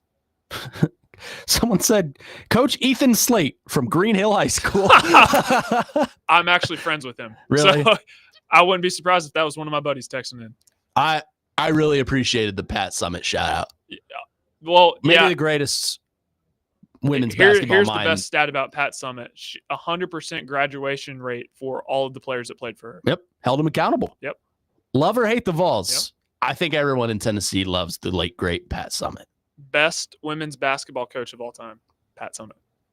Well, keep those answers coming. We may read some of them here on the top of the hour, but coming up next, we will get right back in to the Tennessee Titans. We got a game tomorrow, folks, and there is a receiver that I want to talk about that I think, based on what I saw from him in practice yesterday and the videos that came out, if he plays the way that he played yesterday every day, he could be poised for a big year. That's coming up next. Next man up, Connor Newt, Parker Kelly filling in for Jake Lyman today.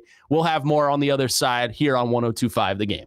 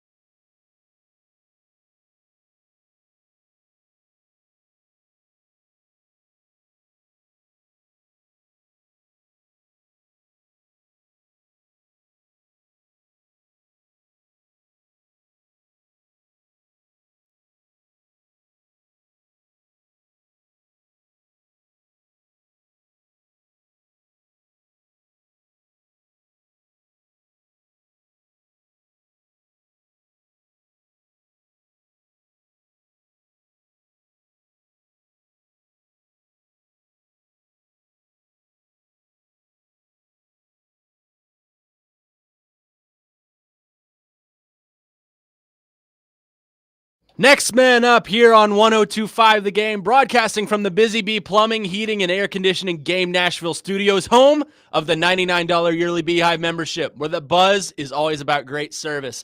Connor Newt, Parker Kelly filling in one more hour on this show for Jake Lyman.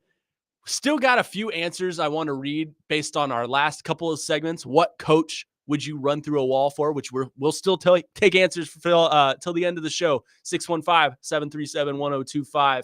Give us a call or a text. One more from Merle in Mount Juliet. Coach O, Ed Orgeron. I think your mic's off there, pal. Go ahead and fix it, Joe Rexroad. Yes, Coach O at LSU, the iconic Go Tigers. Go Tigers. Dustin in Hopkinsville also says not. Dang it. I did just pull a Joe Rexroad. Yeah, you did. Yeah, you Go did. Tigers. Go Tigers. Dustin in Hopkinsville also says not tooting my own horn, but as a dude, I said Pat Summitt before the caller. Much respect. Pat Summitt, I can't believe we didn't mention There's no shame in that. No shame in admitting that you don't want to play for Pat Summitt. I'd want to play for Pat Summitt. I want to play for Pat Summitt. Yeah. I'm a Kentucky guy, and I want to play for Pat Summitt. Rick Pitino was also brought up, which love me some Rick Pitino. As far as the Titans, I want to get into this. We got a game tomorrow. We've already talked about how much should the starters play, but even beyond the preseason, there was a certain receiver yesterday that I felt had a good day based on the videos I saw.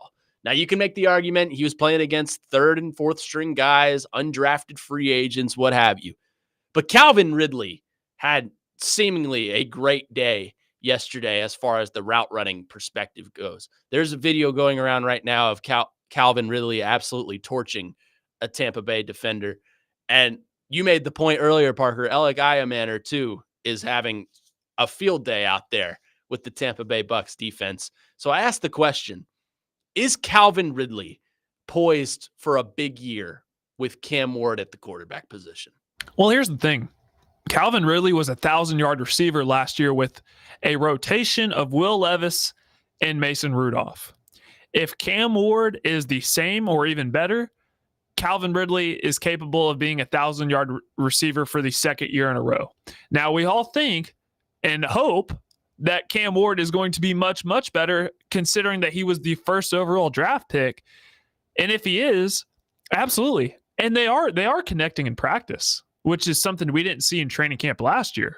So that's got to give you optimism as a fan. Yes. I am of the ideal that I think Calvin Ridley is going to have a good year, because I think the connection between him and Cam Ward is growing.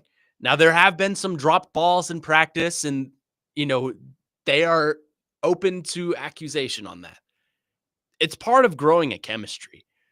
Parker, in our experience, I'll compare this to sports radio. When you meet a new person, you are a new person at a radio station, and you want to do a show with said person, how long does it take for that to gel? Well, considering, you and I, when we first met, we didn't have a chemistry, but right. We've been working together for a year and a half now. Yeah. And now, so it takes a while. It takes a while, but that's the importance of being at OTAs, being at minicamp.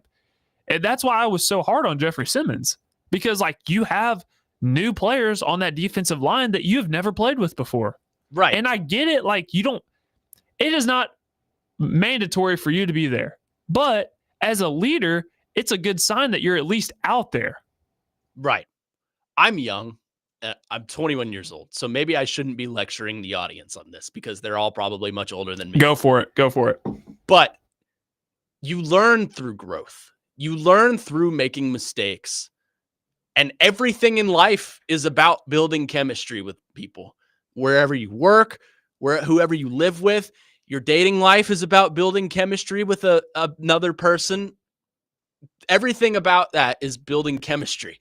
So I think that Calvin Ridley, life lessons from Uncle Newt. Uncle Newt, yes. I'm not Uncle Newt yet. I'm a big cousin. I'm 20 years older than my little cousin, but I basically consider myself an uncle to him.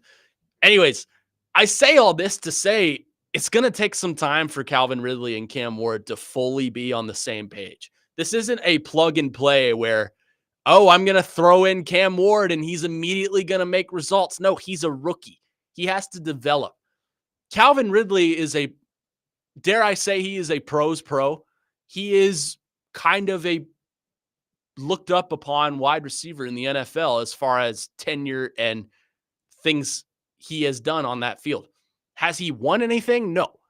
But I don't really think, as far as a leadership perspective, you need him to win anything, especially for a program that is a sinking ship known as the Tennessee Titans. I think Calvin Ridley is the leader of that wide receiver room, and I think he has to be because, he's there's no question he is. He's the most tenured. He is probably the most skilled in that room, other than maybe Tyler Lockett isn't as skilled as Calvin Ridley, but he is also a leader. But you want Calvin Ridley to be like, I honestly would put a captain's patch on him if I were in charge. I think he will be, but like there's no question. Like, yeah, you have Tyler Lockett and you have Van Jefferson in there. This is their first year in the system. Tyler Lockett's been really open about he's just coming in and he's not forcing anything. He's learning.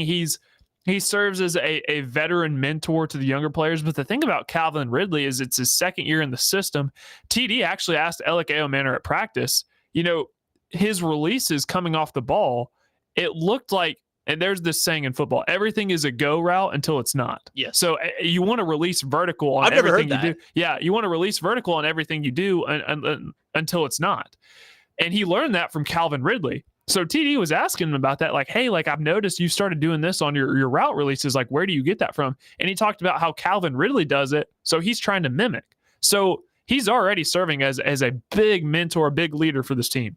And they will tell you, I think it was it Tyler Lockett? They asked, how are you helping Cam and developing Cam and giving him confidence? And Tyler Lockett said, he doesn't need my help.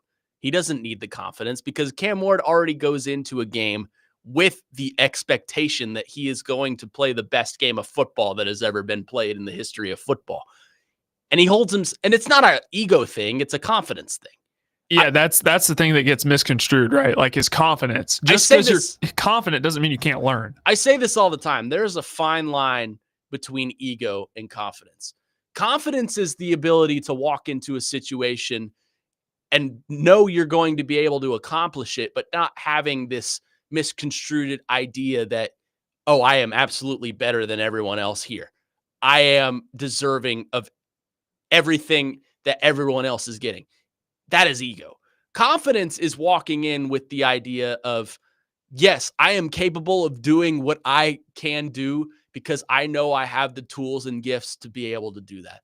That's why you and I are here doing 6 straight hours of sports talk radio today. On the fly learning, baby. On the fly learning. It's an opportunity that we are both extremely grateful for. And that's part of confidence too, is being grateful for the opportunities and being grateful to learn through a system. You and I are learning on the spot today. You and I are learning how to toss in and out of breaks. This is really, I've been the Mike 1 before, but I've kind of been forced into this role now with Lyman leaving of, I have to Mike 1 the Saturday show. I have to Mike 1 today because Lyman is out. Cam Ward is being kind of forced into that role of being a leader because he is QB1. He is the leader of this team. QB1 is traditionally the guy that has the biggest microscope on them throughout the entire season because it's the hardest position to play in sports. And I don't think he's like necessarily having to learn how to be a leader because he's always been a leader. He's a natural leader. Yeah, he's a natural leader, but he's just having to learn how to lead his new teammates, especially as a rookie. And they're throwing so much at him because when you're a rookie in your first ever training camp, you are having to learn. You're getting so much thrown at you, whether it's the playbook. Okay, the defense is doing this. Denard Wilson's not taking it easy on him by any means. So he's having to learn so much on the fly. So you have to have a little bit of grace with that. Like, we shouldn't expect Cam Ward to come in and be Patrick Mahomes. No.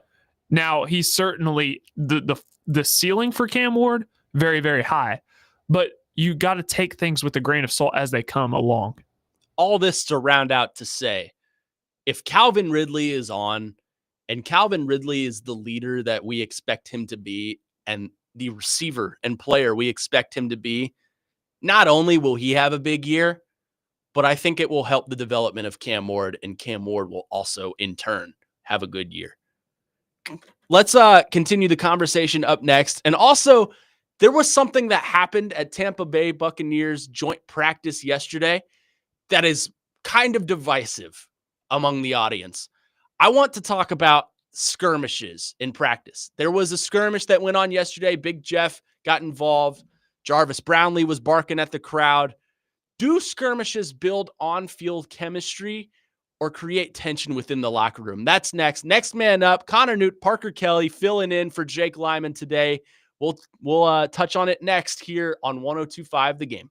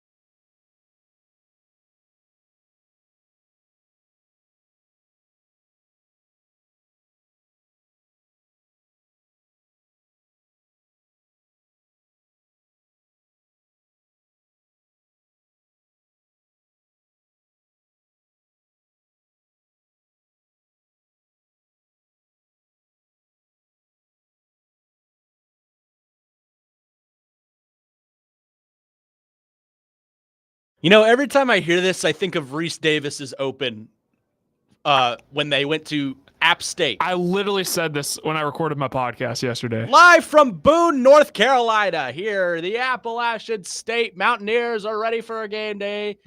It's a great song. In God's country. In God's country.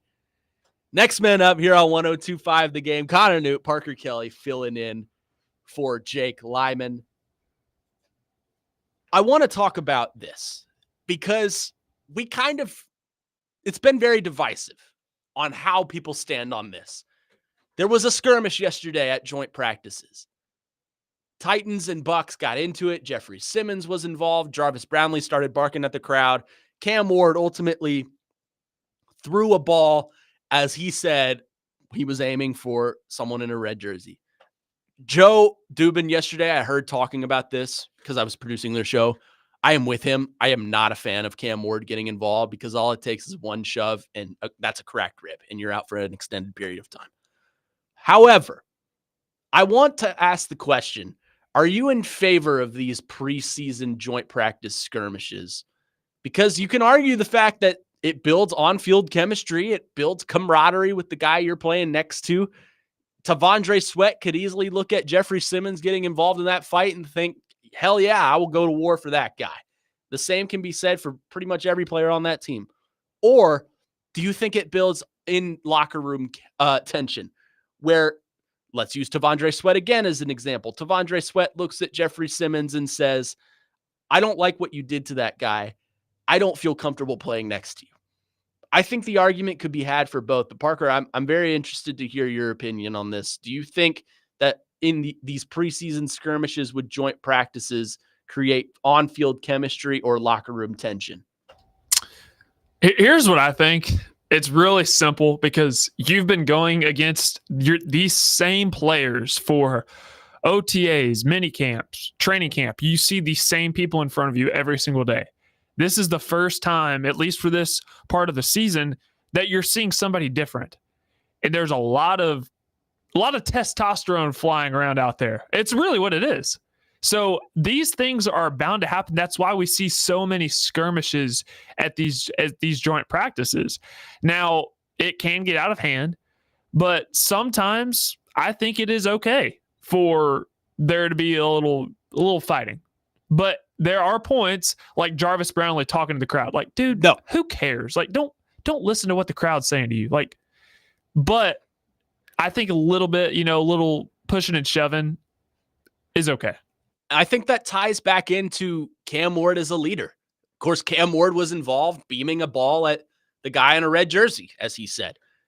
I think that ties back into his leadership. I don't know about, because like I said, if you beam a guy with a ball and you get shoved, you could crack a rib. I thought his answer was funny. He's like, I saw a red target. It was funny, but I don't want Cam Ward out there getting involved in these tussles because you're supposed to be the leader. And Cam Ward, we've built him up to be this calm, composed guy, but he's not afraid to chirp at you, and that's fine.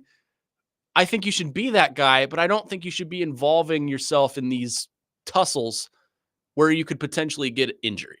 And Phillip Rivers was another guy, like one of the best trash talkers that also one of the nicest trash talkers. I mean, like he didn't curse, and like you got to be really creative to be a good trash talker if you don't curse. Like, so Phillip Rivers and Cam Ward, they both talk a lot of trash. Yeah, but throwing a football at somebody else, like during I don't know how I feel about that. I'm not a fan of that. I personally would not have done that. I think a little trash talk's okay. A little pushing and shoving. And I think that comes with maturity. You just got to know where the line is. That comes with maturity of being an NFL veteran. Unnamed texter on our text line, driven by WilsonCountyHyundai.com, says leading in college with a group of kids is a different perspective than leading a group of men. Just got to learn. 1,000%. I think that comes with maturity. And that's what we're talking about. Cam is obviously the new guy. He's the young, savvy rookie who you expect to come out and lead this football team to glory, which I don't think you're going to be seeing too much glory from this team lately. But to that point, I think it comes with maturity. And I think that comes with being a sponge and soaking up everything you can from these veterans like Calvin Ridley, like Kevin Zeitler, who I think will be a huge influence on Cam Ward as far as his tenure and his maturity. And that's a Pro Bowl offensive lineman right there.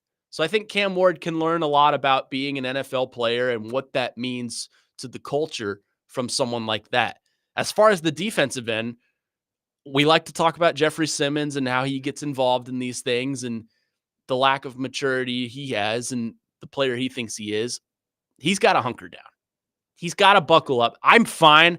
Like Parker said, I'm fine with a little chirping. I'm fine with a little pushing and shoving and maybe even a brawl. That's fine with me. But we cannot have defensive players yelling at the crowd. We cannot have balls being thrown at players from a sniper position. That's just not how this works. Unnamed texter on our text line says, this much attention for throwing a ball at someone, and then words I can't say. I don't think that's something we can just sweep under the rug. It's something to talk about. Your quarterback cannot be beaming guys from a sniper position with a football at the end of practice. That's just not what a quarterback leader should be doing. I like the text before, like you go from leading a group of college kids to now like you're leading grown men, and that comes with growth as a leader. Like Cam Ward, we both said was a natural leader, but you have to evolve because now, think about it, like these players, like a lot of them have kids, a lot of them have wives and families, mortgages to pay. Like they're not here to screw around. This is their job. Right. So like you got to evolve as a leader. Yes. Quick shout out to the Subway over by Oliver Middle School. Apparently my dad went in there for lunch and they're listening to the show. So thank you for listening, first of all. Oh, thank you, Subway. They said that they love us because me specifically, not you. They love me because I'm very funny. And when my dad just way to just diss me right there, Connor. Wow. You're great too. But when dad told them that I'm his son, they gave him free food. So shout out to the Subway. Well, Subway wants to sponsor us and maybe sponsor the air raid, maybe ring knowers as well. Yeah. Well, I think our both of our phone lines are open for discussion. If Subway would like to send me a free sandwich, that would also be appreciated. I could go for a meatball marinara. Meatball marinara. You ever had the Boss? It's meatball with pepperoni and cheese. It's fantastic. That sounds incredible. It is fantastic. No more free ads from Subway. No more free promotions. No more free. Yeah, you got your shout out.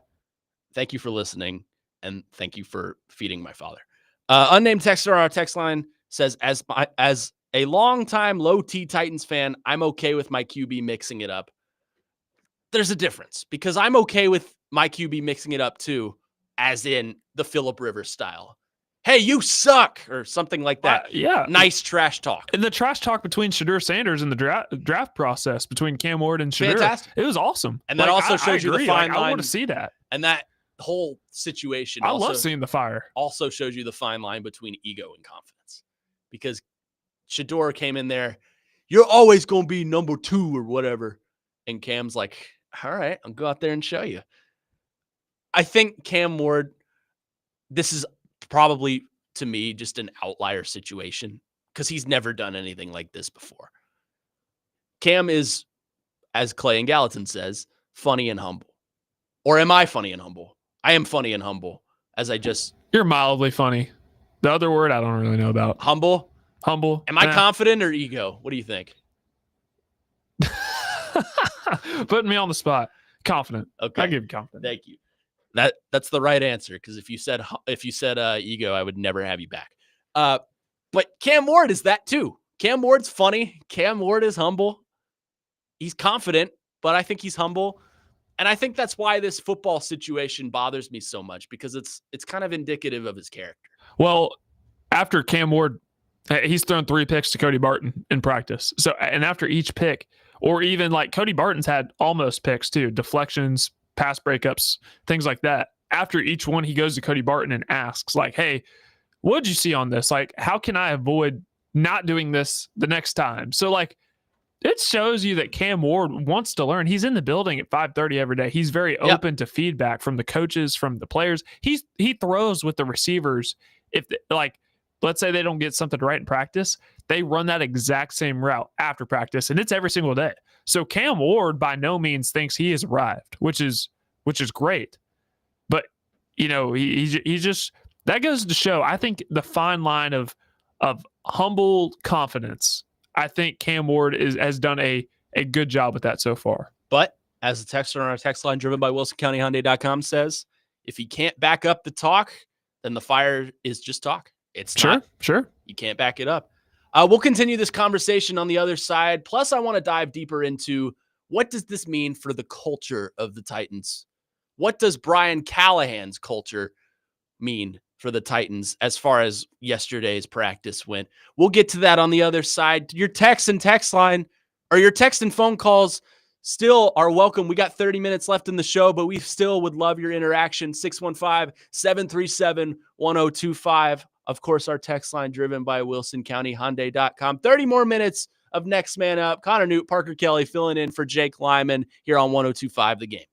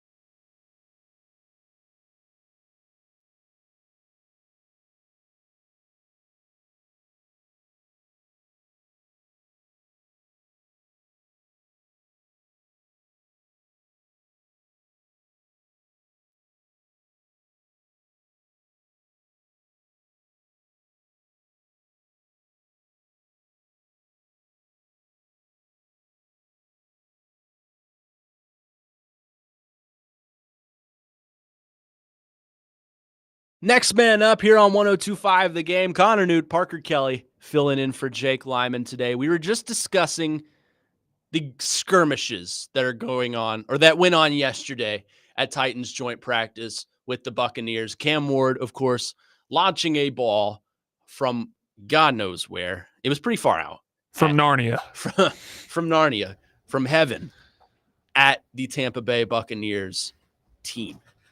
And it's been some pretty split reactions. Text on our text line driven by WilsonCountyHyundai.com says, I think he is battling doing 100% the right thing and backing up and earning teammates' respect who are older. That's why I think he chose to throw it instead of actually jumping in to stay safe and back his teammates up. And I think that's a fair point.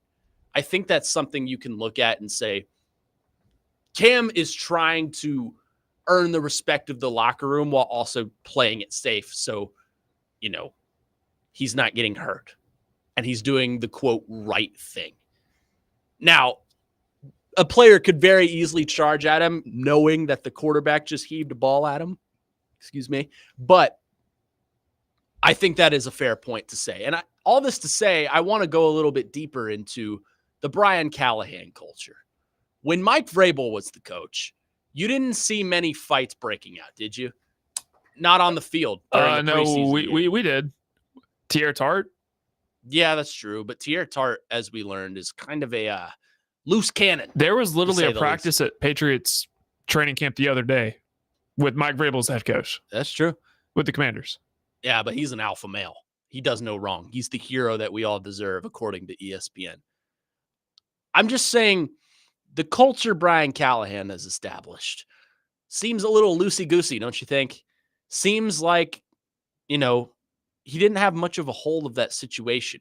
We didn't hear any reports of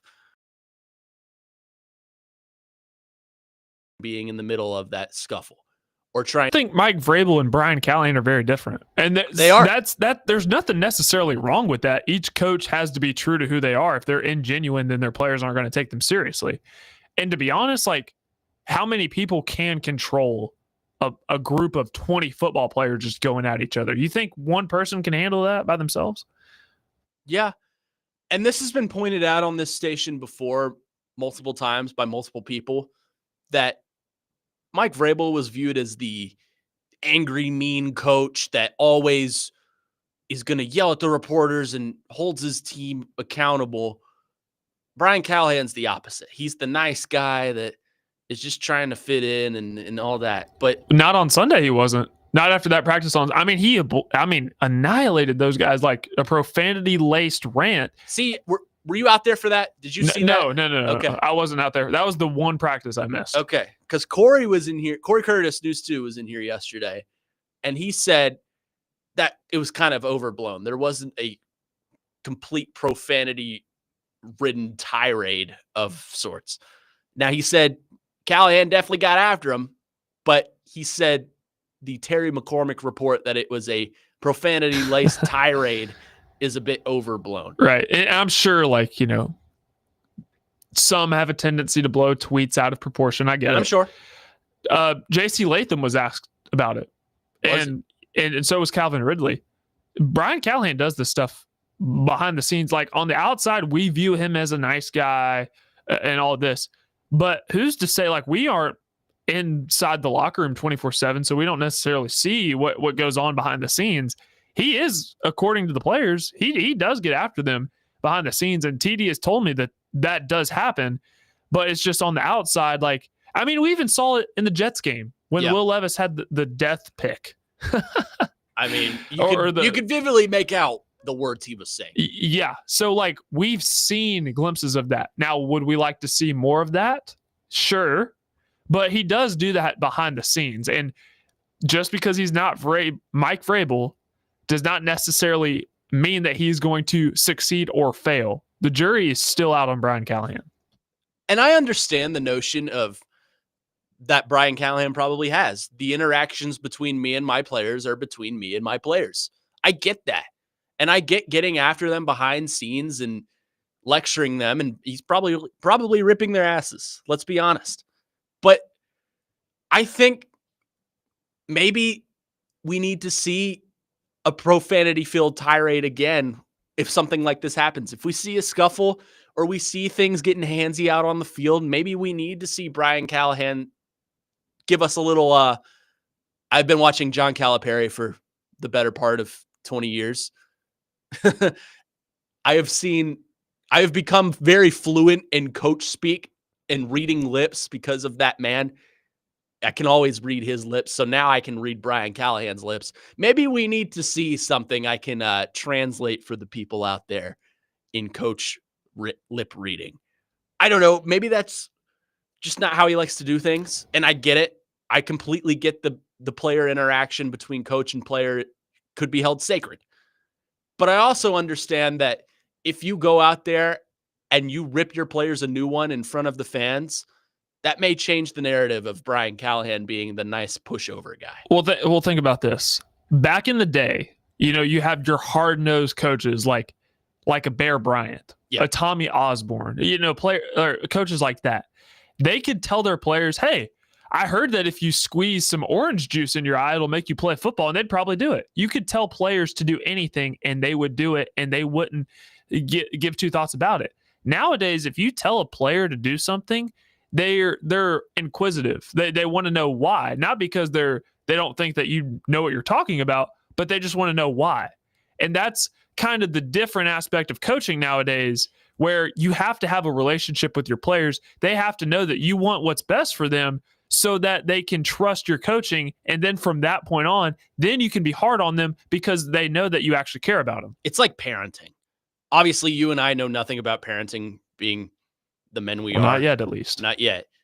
You're married. I'm single. So if you're listening, I mean, if you want to. Oh my gosh. Is that what we've come to? I'm just kidding. It is like parenting, where you have to hold your children accountable for the things that they do wrong. And you have to hold your children accountable for, their chores and their responsibilities. Brian Callahan has to hold his players accountable for the things that they do wrong. Penalties, getting involved in things like that. Bad plays. He has to hold them accountable, and he has to hold them accountable for their responsibilities. Cam Ward, his responsibility is being the quarterback of this team and being a leader of this team. Jeffrey Simmons' responsibility is being a leader of this team, and sacking the quarterback is his responsibility. I wouldn't classify getting into skirmishes with the Tampa Bay Buccaneers third stringers as a responsibility for Jeffrey Simmons. That saying, I think that's a program building moment for Brian Callahan. Yeah. If I'm the coach, if I am Brian Callahan, I am getting involved in that situation. I am separating the two teams, and I am ripping my team a new one, because that's not the way I would run my team. And here's the thing. I don't want this to come across as me necessarily defending Brian Callahan, because when you go 3-14, obviously there's going to be some critics. There's going to be some criticism. So I'm not saying that Brian Callahan is established as that. That's not what I'm saying. I just think that we need to see this process play out a little bit, and maybe his style of coaching. I mean, we're seeing more coaches like that. We're not seeing the hard nose, like we're going to do suicides after practice. He is making them run after practice. Oh, I know. I've been out there. And Tyler Lockett said that he's never done that before. And how long has he been in the NFL? So he was with the Seahawks for 10 years. That's what I'm saying. Like, we got to let this thing play out. And if it doesn't work, it doesn't work. Right. Justin in Greenbrier on the text line says, whatever Callahan does, I just want him to be real and consistent. If his players play for him and this team, including Callahan, grows, then I won't question it. I've not been impressed with him, but maybe it's because last year was such a dumpster fire. And I think that's part of why this conversation is under such a microscope, because last year was a dumpster fire. And Brian Callahan was remarkably unimpressive. Like, he did things that made you question him as a coach. Like the New York Jets situation. They were about to go for it, or they were about to punt on 4th and 1. The crowd boos, which I still to this day think they were booing the offense and not the decision to punt. Brian Callahan calls timeout. They go for it on 4th and 1 and don't get it. So there have been moments where you've completely questioned his coaching style. And to me, this is one of those moments, not from a X's and O's coaching style, but more of a program building and we're going to build culture perspective, that he just kind of allows the teams to fight. And I understand this happens with all 32 teams across the NFL. I understand there are going to be chippy moments, because that's the game of football. Football's a physical sport. It's arguably the most physical sport, probably that in hockey. But it's a physical sport. Things get chippy out there, and there are guys throwing their testosterone around the field. But if I'm the Put coach, it on a T-shirt. If I'm Brian Callahan, I am out there and I am holding my guys accountable, saying, "Hey, this is not how we do things. We're going to be professional." Well, and one thing that you can't deny, he has been real. He's been very genuine. He's even been with very the open. media, and Yes. he's been the same person since they announced that he was going to be the new head coach of the Tennessee Titans. So that's something that you cannot knock him for. He has been real. He has been consistent. He's very genuine. Would there be more aspects I'd like to see him openly, like the Jeffrey Simmons last year when he went and tried to fight Buck, last year at preseason training camp? If you kick him out of practice, that makes a statement. Yeah. So, and Jeff had no business doing that. No, that was totally uncalled for. So that would be a moment, if I'm thinking back on one, that would be a moment where I'd like to see Brian Callahan, put the hammer down, maybe kick him out of practice. There's just certain moments that I think he's made the wrong decision. And that's kind of set the narrative for Brian Callahan as we know him today. 615-737-1025. Last call for phones. One more segment here. Connor Newt, Parker Kelly filling in for Jake Lyman on Next Man Up 1025 The Game.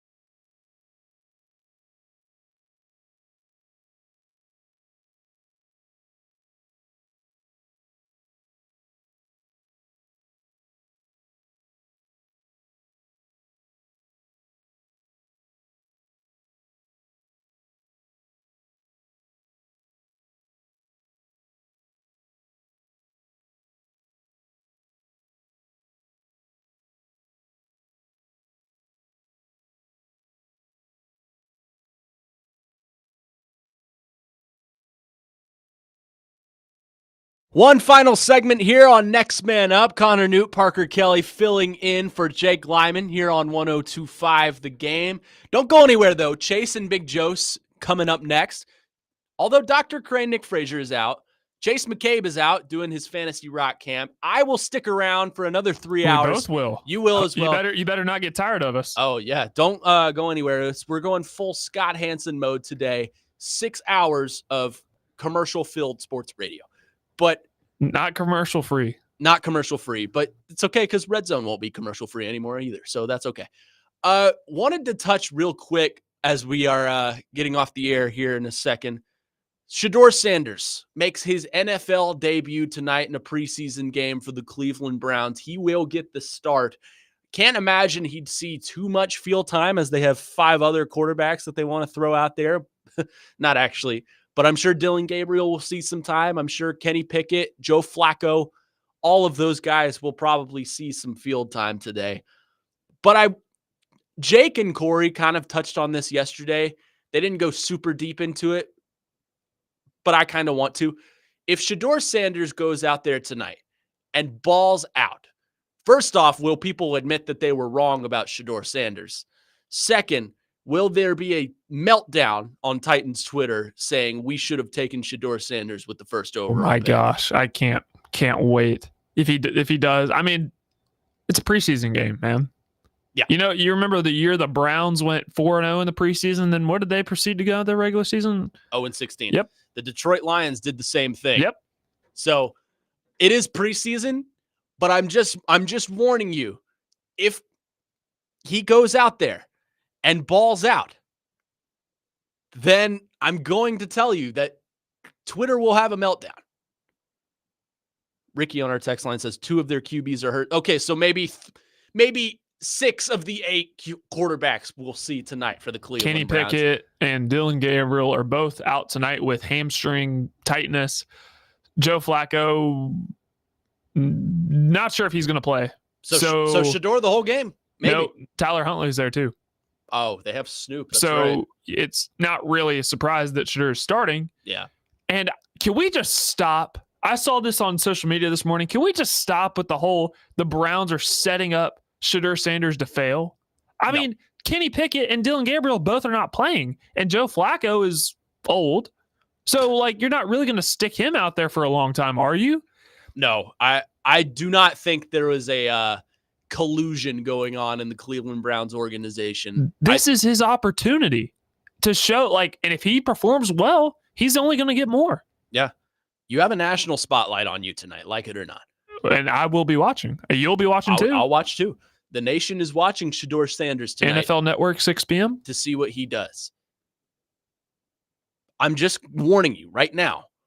If he goes out there and balls out, then it's just going to, it's going to be a thing on social media, especially in Titans Twitter. You're going to have the anti-Cam Ward people saying, well, we should have taken Shedeur Sanders with the first overall pick. He clearly looks like the better overall quarterback before seeing Cam Ward even take a snap in the NFL. Not even the NFL preseason. The NFL, a regular season game. We haven't seen Cam Ward take a snap in week 1 in Denver, Colorado against the Denver Broncos. That's saying it's going to be a narrative that's going to be put out there. If Shedeur goes and balls out tonight against third stringers on the NFL Network, it's going to be a narrative that, I'm sure Mel Kiper will be the one peddling it. Cam Ward was the wrong pick, and Shedeur Sanders is the future of the NFL quarterback position. I'm sure, just because his last name is Sanders. So there's obviously going to be some headlines there, but let's just watch. Just sit back, turn your brain off. Just watch. Football is on. Jump to let's appreciate the moment that God has given us. We're able to sit on our couches, turn on football. We finally made it. We get football every weekend until February. Indeed, we do. Hope you enjoyed today's show. Parker Kelly and I filling in for Jake Lyman. It was a blast. Don't go anywhere though. I am sticking around for another 3 hours with Big Joe on the Chase and Big Joe show. Apparently, he's changing my nickname. You keep forgetting to mention me, man. And I'm here too. You are producing. Apparently, Ego. Apparently, Joe is changing my nickname from Mr. Speaker, which I love Mr. Speaker. Not sure why that's being changed, but I'm curious to find out what that's going to be changed to. We will also have SEC football talk. We'll preview the Titans and Bucks matchup tomorrow. And Joe is going to teach us what the passing lane means starting in kindergarten. But as for us on Next Man Up, he is Parker Kelly. I am Connor Newt. Stick around. Chasing Big Joe coming up next on 102.5 The Game.